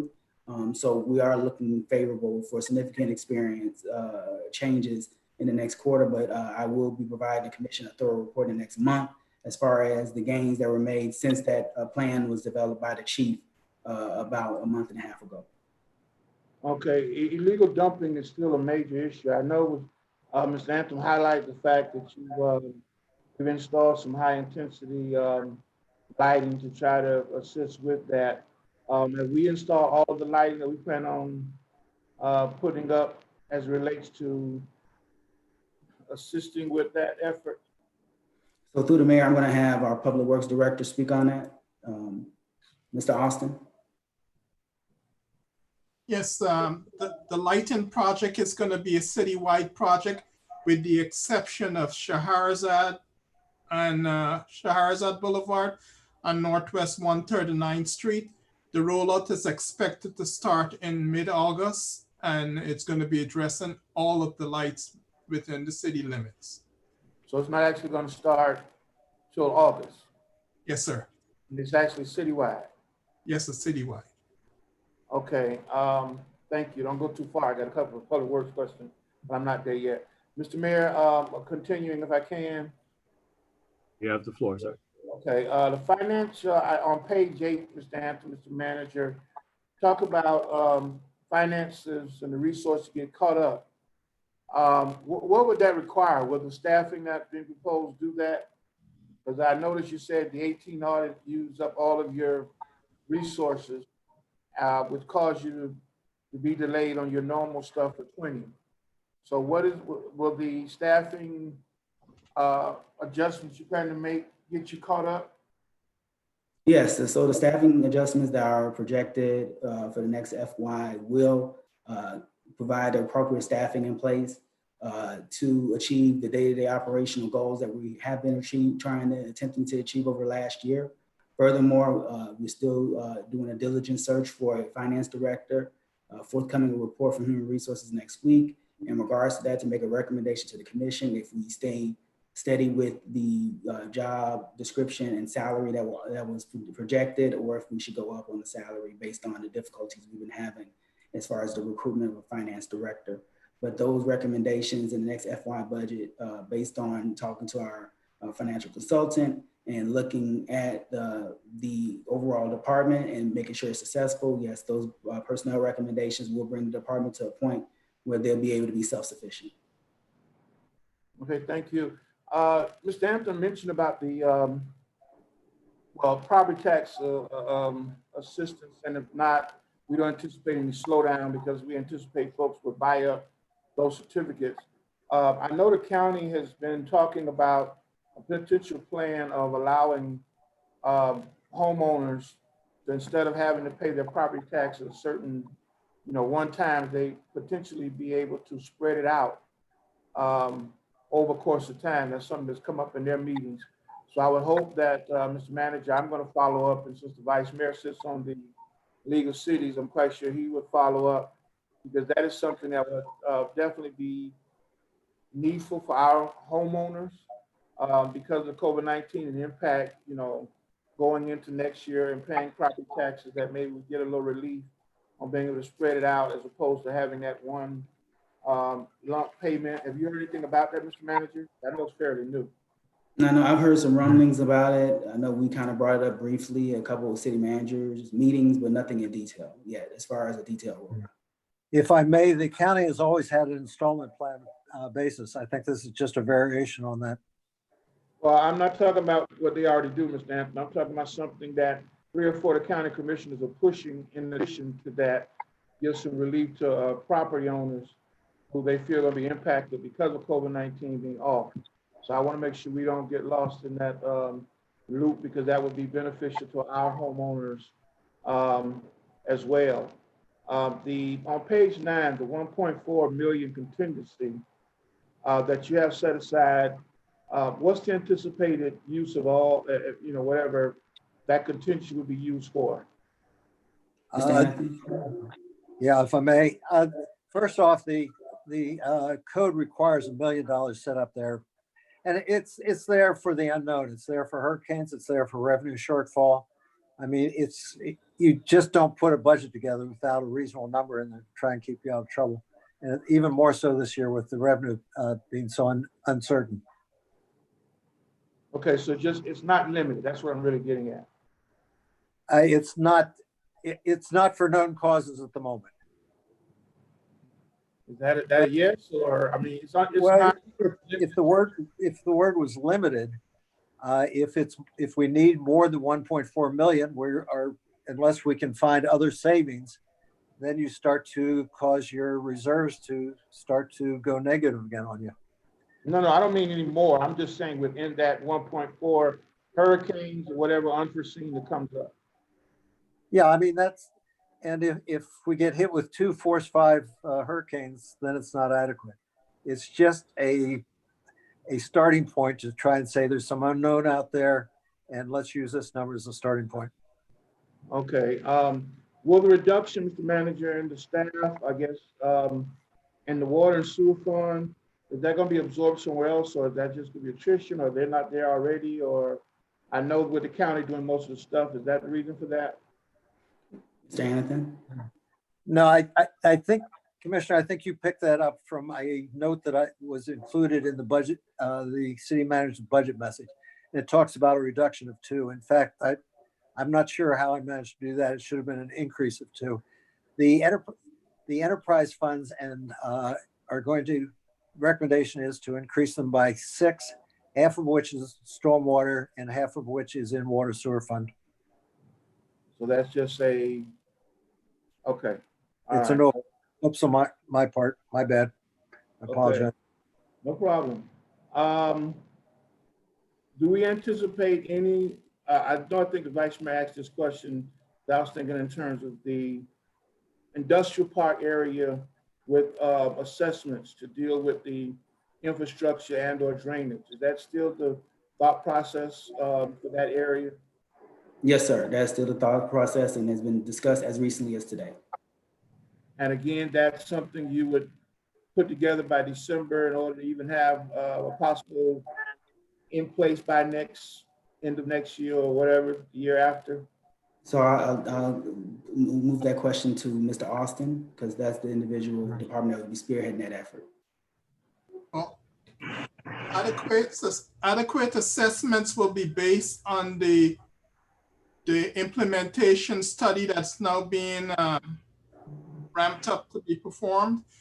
As they assess the needs for stormwater, wherever that goes, we're gonna assess the necessary amount of funding to restore the roadways to meet the criteria for the businesses that are operating in that area. So we do not have a similar situation like we did for Cairo Lane. Okay, so having said that, so the intent is to have that in place so that you would roll that out or have that for next year's assessment? Correct. That's going to, we're going to be able to gather what's a sum of implementation dollars needed to build the project out, and that would be assessed across each business owner in the vicinity that we are addressing. If I may, this is Bob. I think the question was also asked in terms of timing. Commissioner Kelly, to get on the FY22 tax bill, it's got to be in place by December 31st this year. Well, that's part of what I'm asking. So you're under kind of a time frame. If you're trying to get it on that tax bill, you have to have it all in place by December. Yes, sir. And it's not a major step. It just takes a couple resolutions and to the county by December 31st.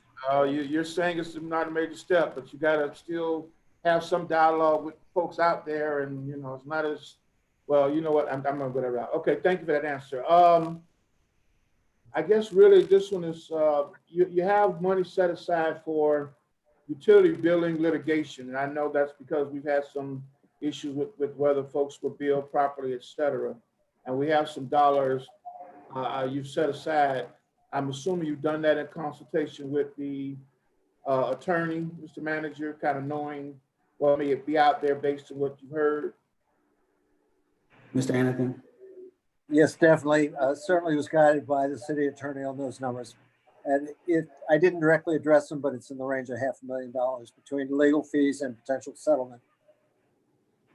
Okay, so the attorney kind of weighed in on that amount. Okay, I'm only putting it up because, you know, we've had a lot of litigation. We tend not to have enough money in a line item or potentially for it. So I was just curious as to based on what is out there or potentially might be out there. But that would be sufficient. Okay.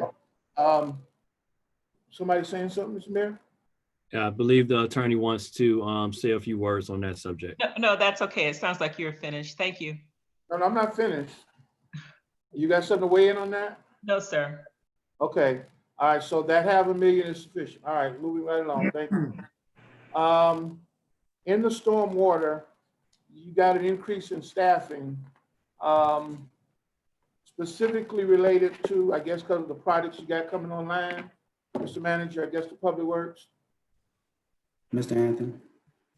I think the Public Works Director can best answer that, but I think that we have been understaffed.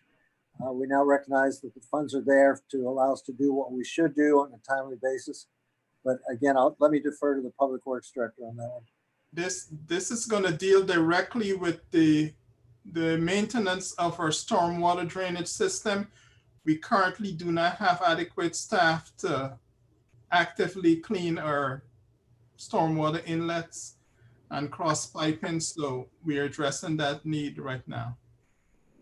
Okay, thank you. And the also increased staffing, the 20 hours per week for illegal dumping removal. That's in your department. I mean, Mr. Manager, let me just say, is that Public Works related, or we're increasing staff or just increasing the hours of the current staff? We are going to ramp up one staff member right now to do it on a consistent basis.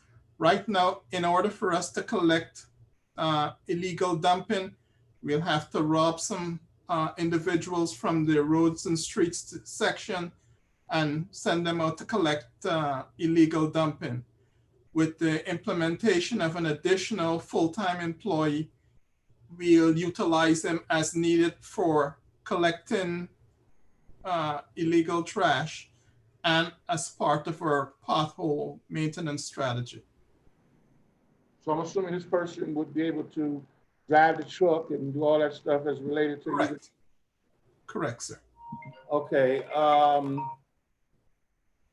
And I'm assuming that goes along with the ability or what you're trying to do or plan to do, Mr. Manager, and renegotiating with the county for the pickups and that we've been having so much headache with. When is that negotiation or renegotiation supposed to take place? So I think there's been current dialogue, but I'll let Mr. Austin kind of speak on that. We did speak on it briefly today. Mr. Austin? We have a scheduled meeting with the deputy mayor to address that item, at which time it may come back to the commission to ratify the current MOU for the county to collect our trash. There are several proposals that we are looking at.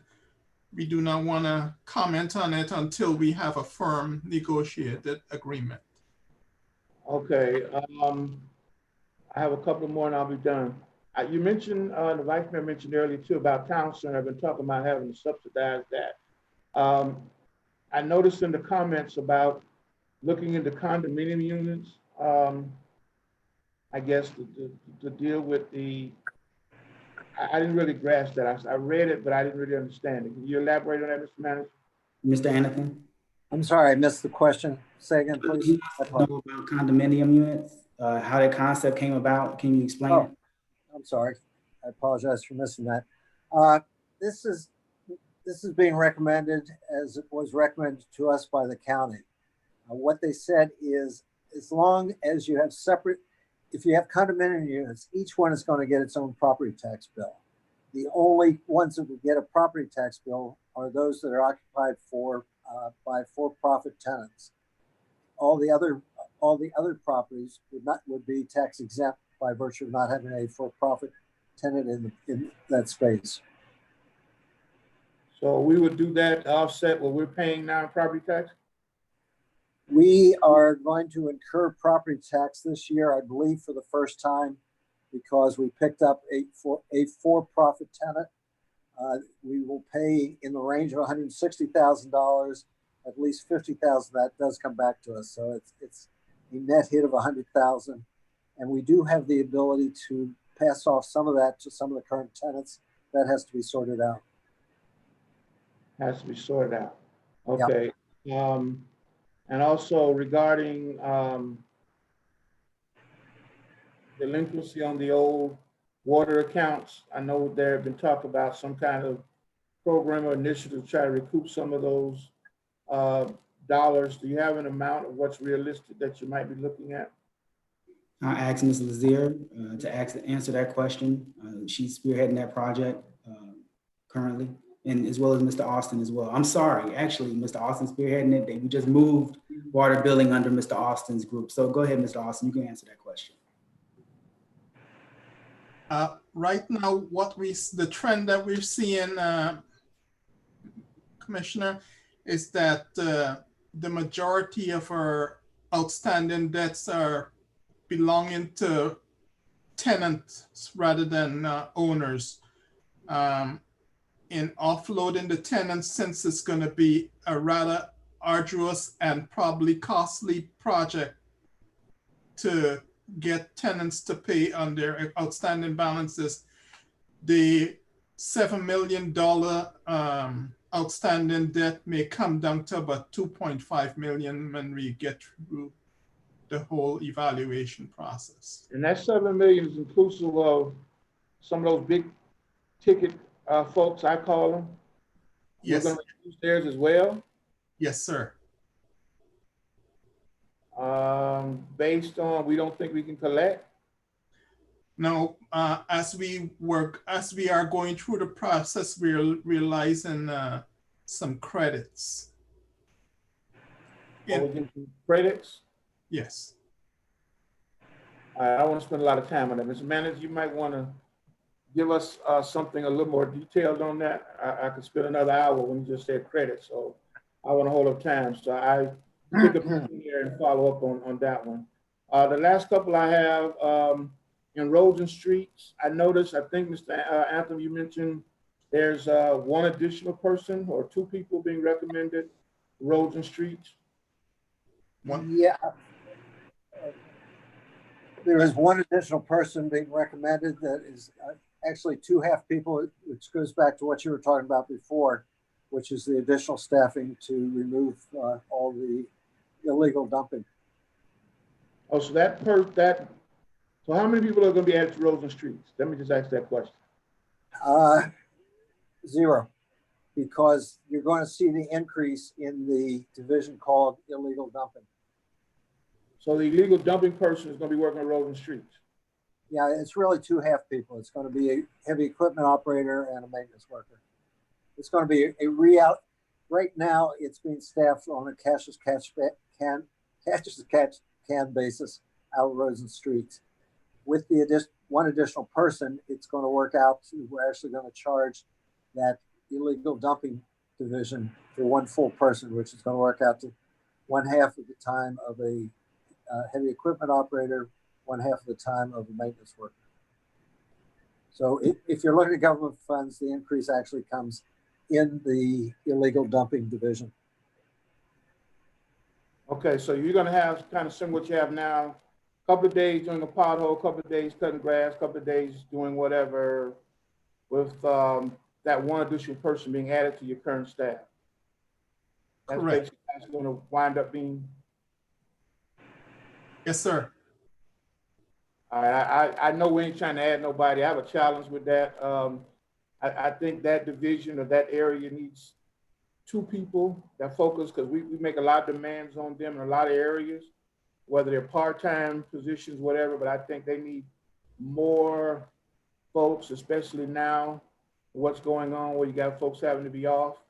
That's just my opinion. I know we're not trying to add people because of money, but that's since we're in early talks, I'm just gonna put that out there to at least look at what it would be for 2 part-time people. That maybe decrease the cost, because those folks right now, as I look, they're helping us with food, on potholes, they're cutting the grass, they're picking up the pile somewhere, and it's really the same folks being stretched out that we're making a lot of demands on that I think they could use some help. Now, maybe we can get that help from the career source folks, I don't know, but I'm just gonna put that out there in terms of roads and streets. I noticed with the police officers, we had at one time 47s down to 44, but I guess you got some part-timers, what have you, that to get that number back up. The other question, 2 questions, I'm done, Mr. Mayor. Building and license, are they still usually paid out of what they do in terms of inspections? It's like I noticed they decrease in that number, or maybe they ask for an additional person. Mr. Anthony. Yeah, if I may, Commissioner, whatever is realized in terms of fees and so forth just goes in the general fund.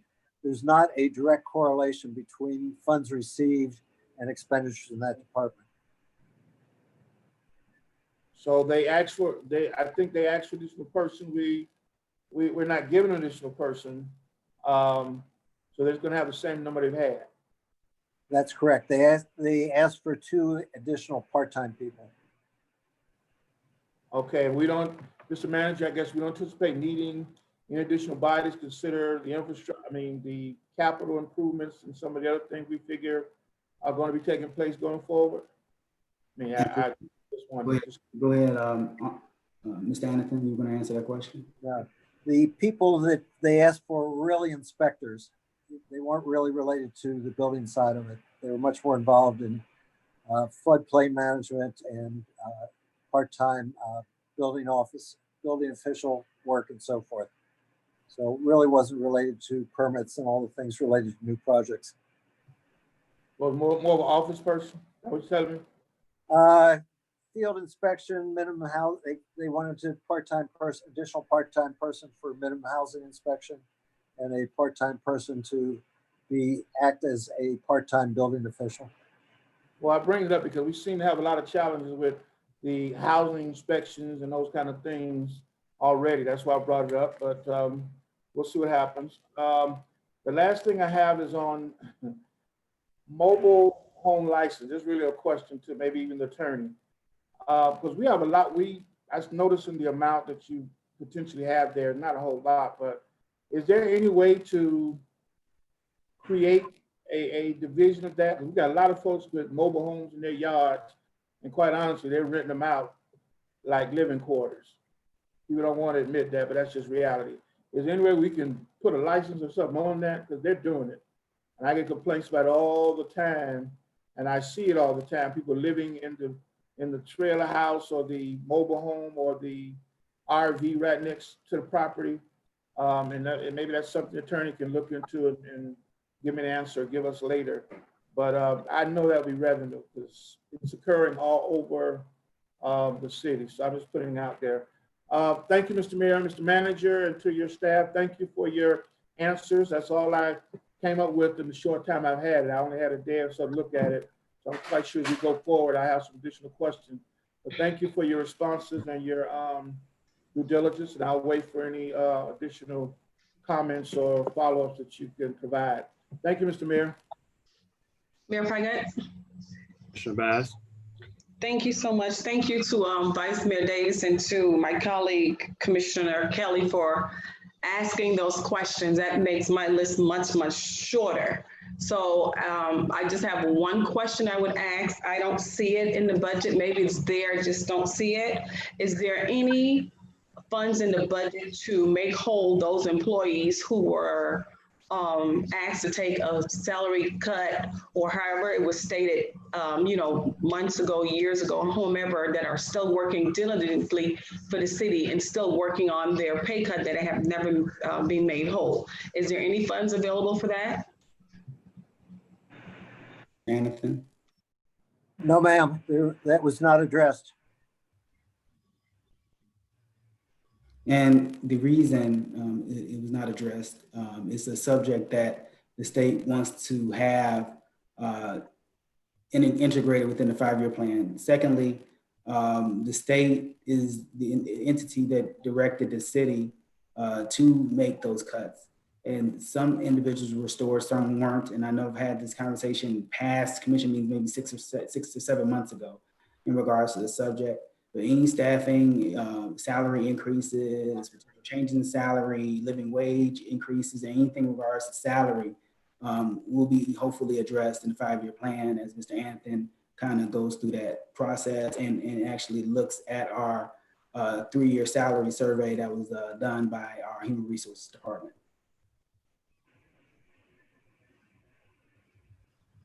He's still on mute, Commissioner. I can't hear you. You're on mute. I'm good. Thank you so much. Thank you. All right, Commissioner Burke, do you have anything? No, Commissioner Paget. I'm sorry, Mayor Paget. It's just, it's still the same hole that we've been in, and I'm frustrated that we still can't get the public workers no increase in pay. You got people been there 12 and 13 years making $12 and $11 an hour. No, I have nothing to say. Thank you. Thank you to my colleagues. First of all, I do want to praise the city manager and the budget director. I went through this with a fine-tooth comb, as I always do with the budget, and I was very impressed with the level of detail and the supporting documentation, detail behind the line items, and how thoroughly addressed many of our major challenges that was noted and discussed. So much respect for developing that. And I will encourage all of our residents that are watching online to make sure you go to the website, look through it. This is a preliminary budget. We will be moving forward on Wednesday. And also want to thank you for providing it to us with quite a few days of notice, so we can actually take some time and being able to meet with us so that we can get a clear understanding and have our questions answered. Just for the sake of those that are watching, this budget actually takes head on many of the challenges that we have. As you know, state that in order for this city to move forward, we need to address the 4 major challenges. Number 1, dealing with our finances, ensuring that our audits get completed. Our finance department is up to staff. This budget does that so that we can make sure we follow and abide by the policies and procedures that were identified in operational audit, and a few other things that we need to take care of, and development of our 5-year recovery plan with the course to ensure that we put in our reserves.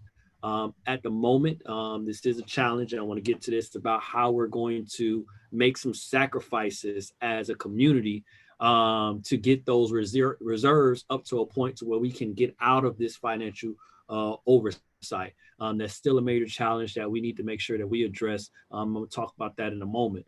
The second thing is our water billing, to ensure that we have people that are going to pay the water bills, make sure our water bills are accurate, and we are investing in the infrastructure behind that, so that we can ensure that our infrastructure is providing our residents with the level of service that they deserve. And in regards to our flooding and during moratorium, we had made a major strive to get all of our pump stations out of a moratorium, which should be completed by the end of this year. And as you noted, there's a significant amount of money, over $1 million, that we set aside to deal with flooding, stormwater flooding. So this is something we have as a high priority as the city. We recruited, did an RFP for civil engineers to do that assessment. So once that assessment is complete, those dollars can be used to address the flooding all throughout the city of Opa-locka.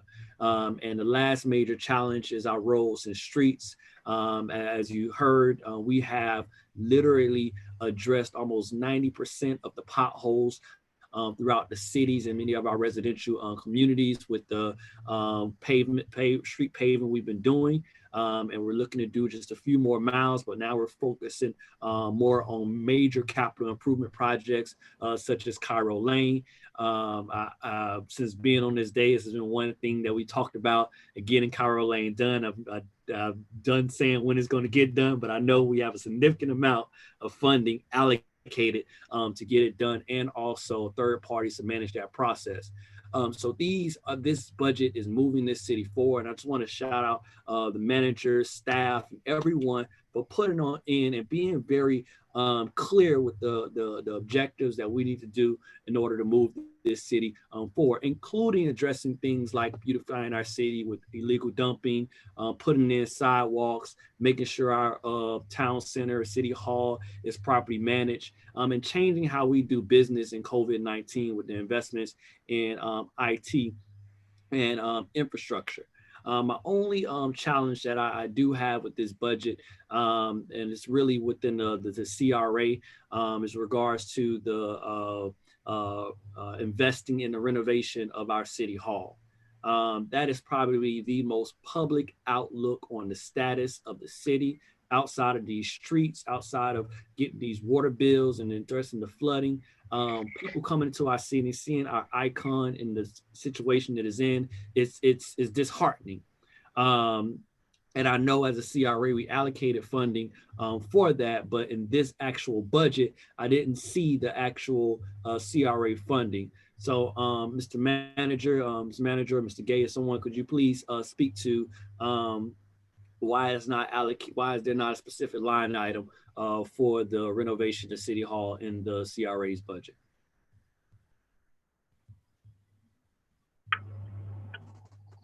Mr. Gay, available?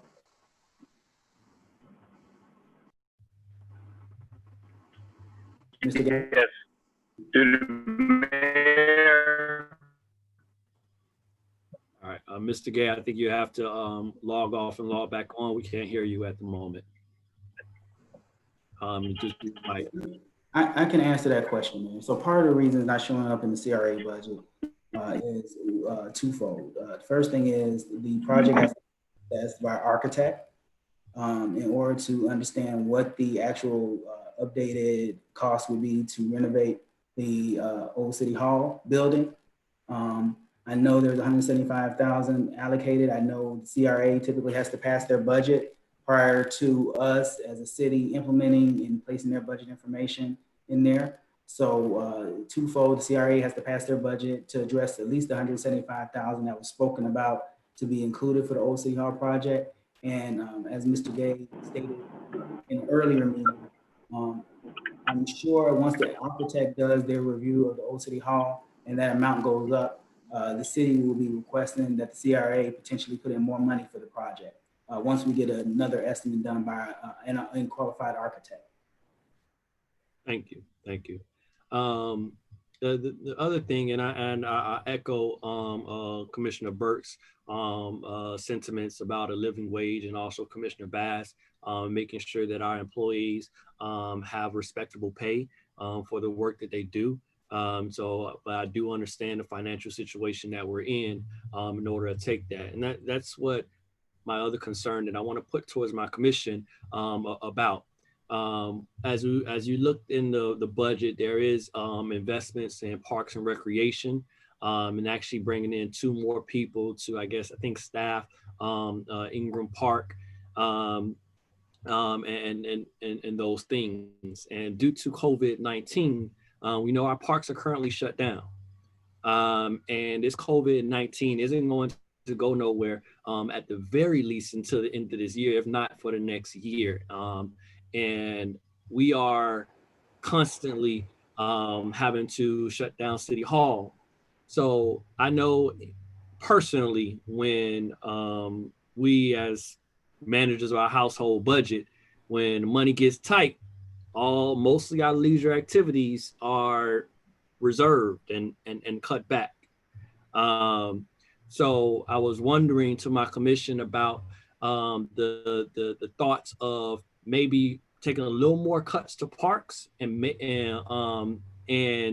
probably investing that in the development of the facilities. For example, I think the cost for the 2 people are about around like $60,000 to $80,000 in total. That's around the cost it would take to have an outside bathroom at Shabundy Park. What can we do in order to really develop, like Ingram Park? We've getting sidewalks, and Ingram Park is actually being developed, the field. However, we have a senior center at Ingram Park and also the actual facility within Ingram Park that also needs to be worked up. So what I'm thinking about proposing, and I want your thoughts, is that maybe we take this year, many of the special events that we have budgeted, many of the things that we would normally do, to reallocate some of those to investing in our facilities, so that once this COVID-19 is over, we have a respectable park facilities throughout the city of Opa-locka that our people can come back to and really enjoy, just like cities across.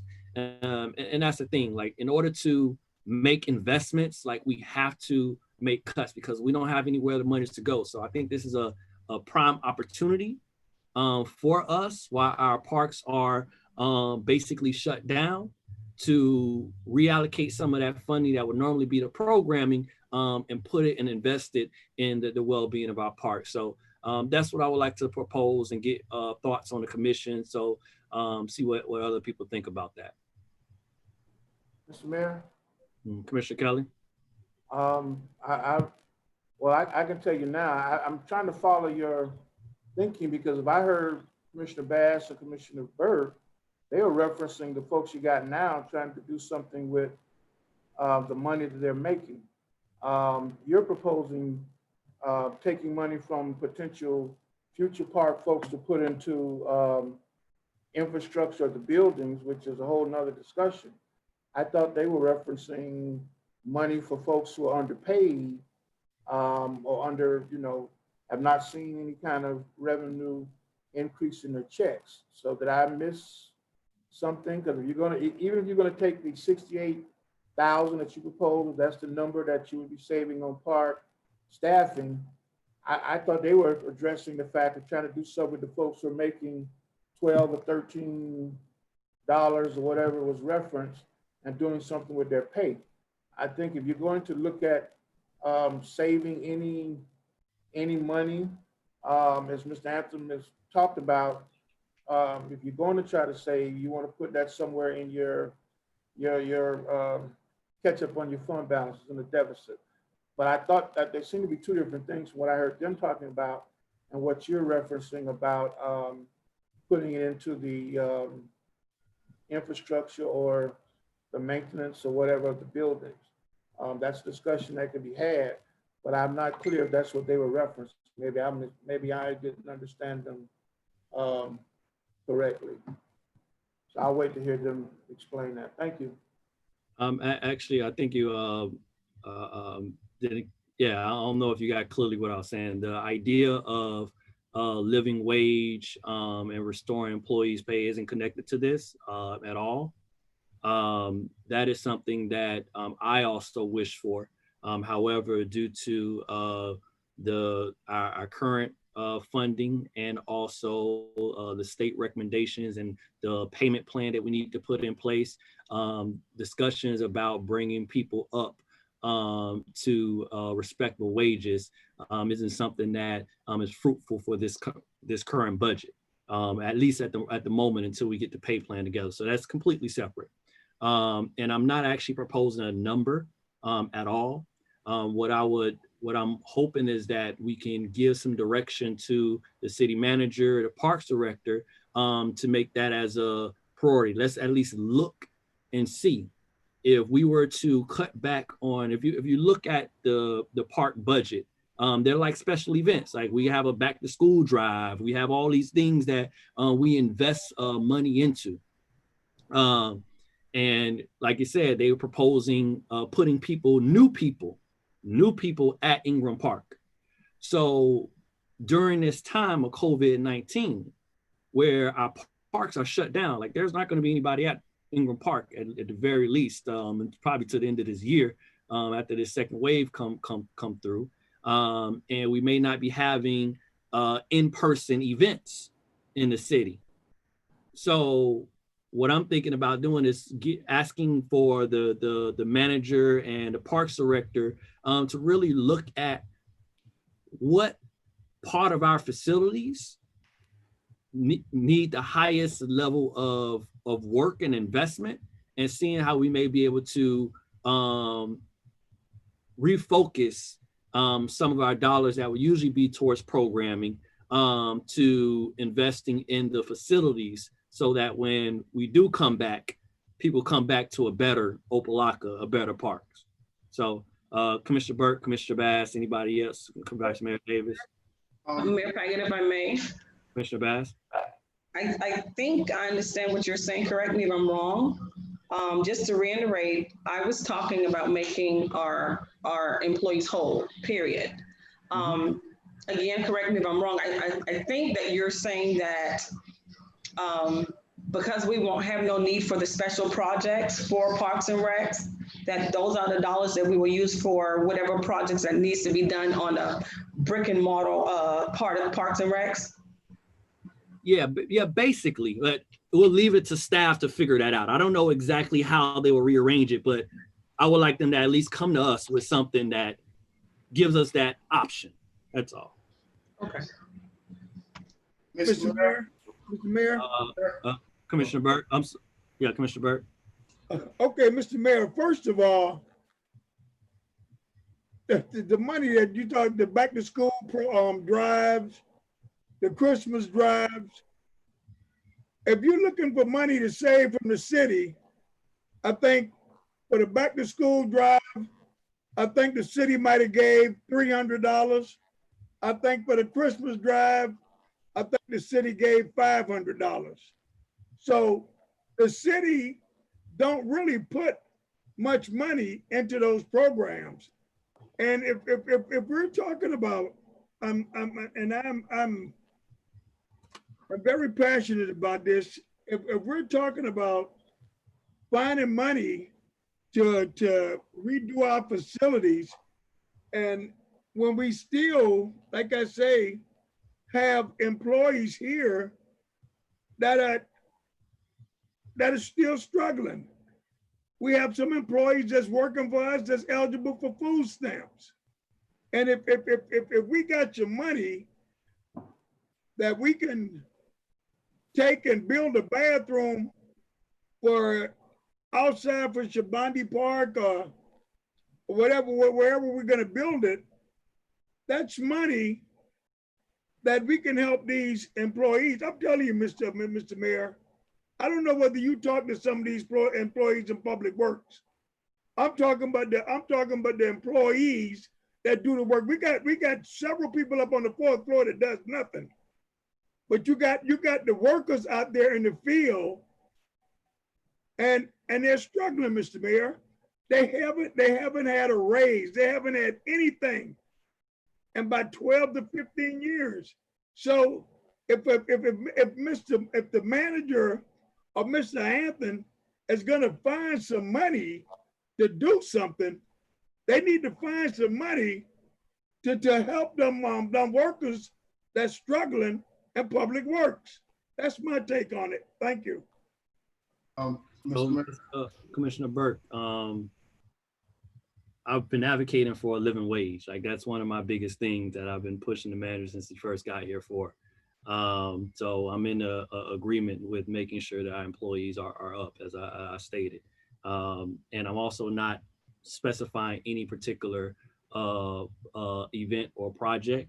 The events that you noted, the Christmas shopping show, we actually do pay out almost $3,500 for. And the book by giveaway is $2,500. But I'm not trying to figure that out. I don't think I would like staff to figure out what that means. If our parks are shut down, how can those funds that would normally go to funding be used to improve our facilities? That's what I'm targeting. Vice Mayor Davis. Thank you, Mr. Mayor. Just to, I guess, attack your question twofold. As it relates to, I guess, parks and rec and like what we ought to do as far as reallocate funding and that sort of thing. I'm along the lines of having staff look at the matter and see if any money could be reshifted, because as you know, we don't know what parks or schools, for that matter, is going to look like this upcoming fall.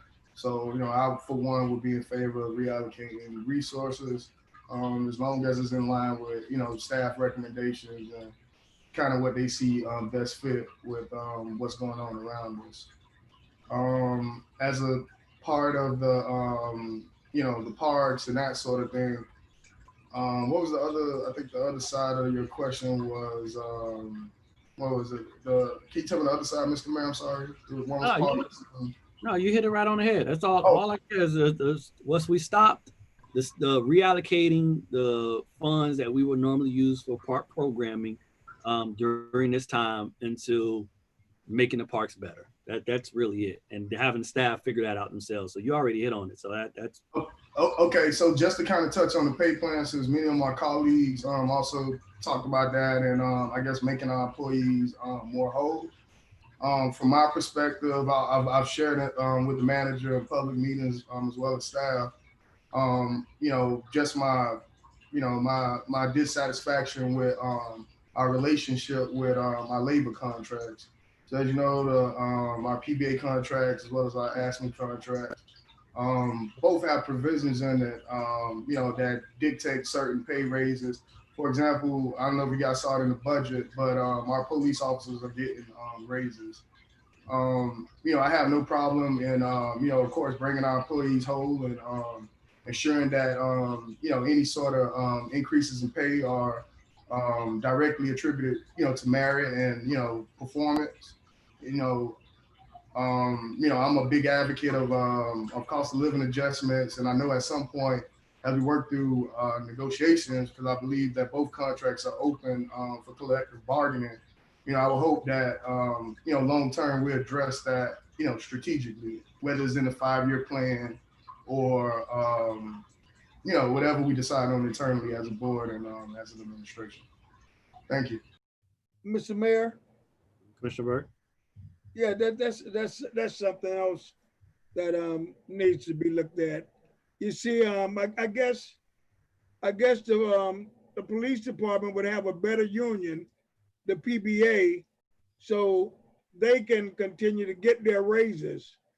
Whereas AFME, I don't know what concessions AFME has given to the city, but I know our employees are still paying in the AFME, and AFME has given our city concessions for years. And every year we do the budget, we can't find a dime for AFME employees, but we better not try that with the PBA. And it's just not fair. Thank you. All right. Any other thoughts on the budget? All right, Mr. Manager. Oh, Commissioner Kelly.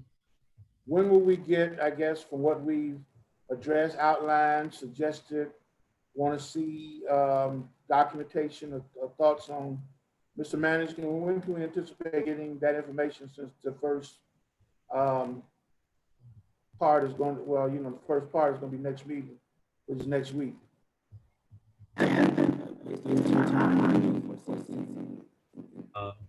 Mr. Pate, you gotta log off, log back on. Your mic is off.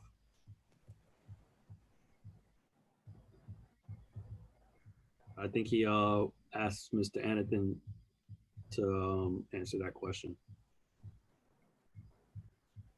Okay. You have to unmute your mic, Mr. Anathan.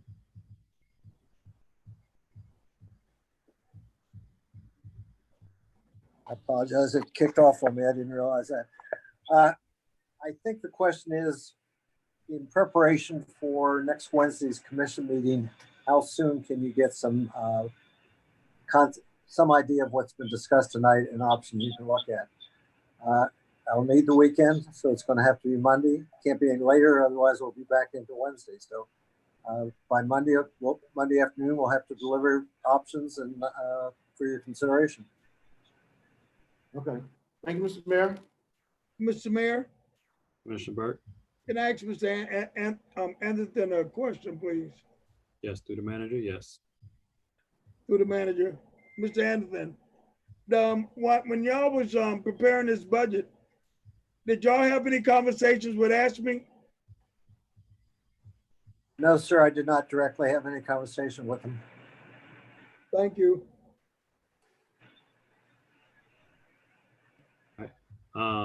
Any other thoughts on the budget, discussion on the budget? All right, so I want to thank everyone for being here tonight, and we discussed our budget. I encourage all the public that are watching to get to watch this. Please make sure you submit your comments to public comment at Opa-lockafl.gov, so you can ensure that your thoughts on this budget is taken into consideration.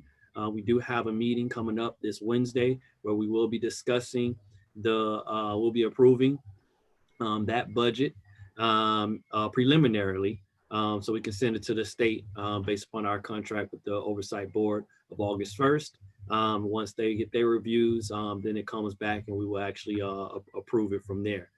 So it's important that you submit your thoughts, your opinions, at the upcoming meeting through public comments. I want to thank everyone, thank staff, my colleagues, and all of us for doing what we need to do to move this city forward. Please join us on Saturday at 11 a.m. between 11 to 3. We will be driving through the city in a caravan, waking everybody up that's not awake by 11 o'clock, letting them know that it's time to mask up so we can protect ourselves, protect each other, and protect our families and this community. So thank you very much. Do I have a motion to adjourn? Move it. Moved by Commissioner Kelly. Second. Second by Commissioner Burke. Everyone have a good evening. Take care. Good evening, all. Good evening.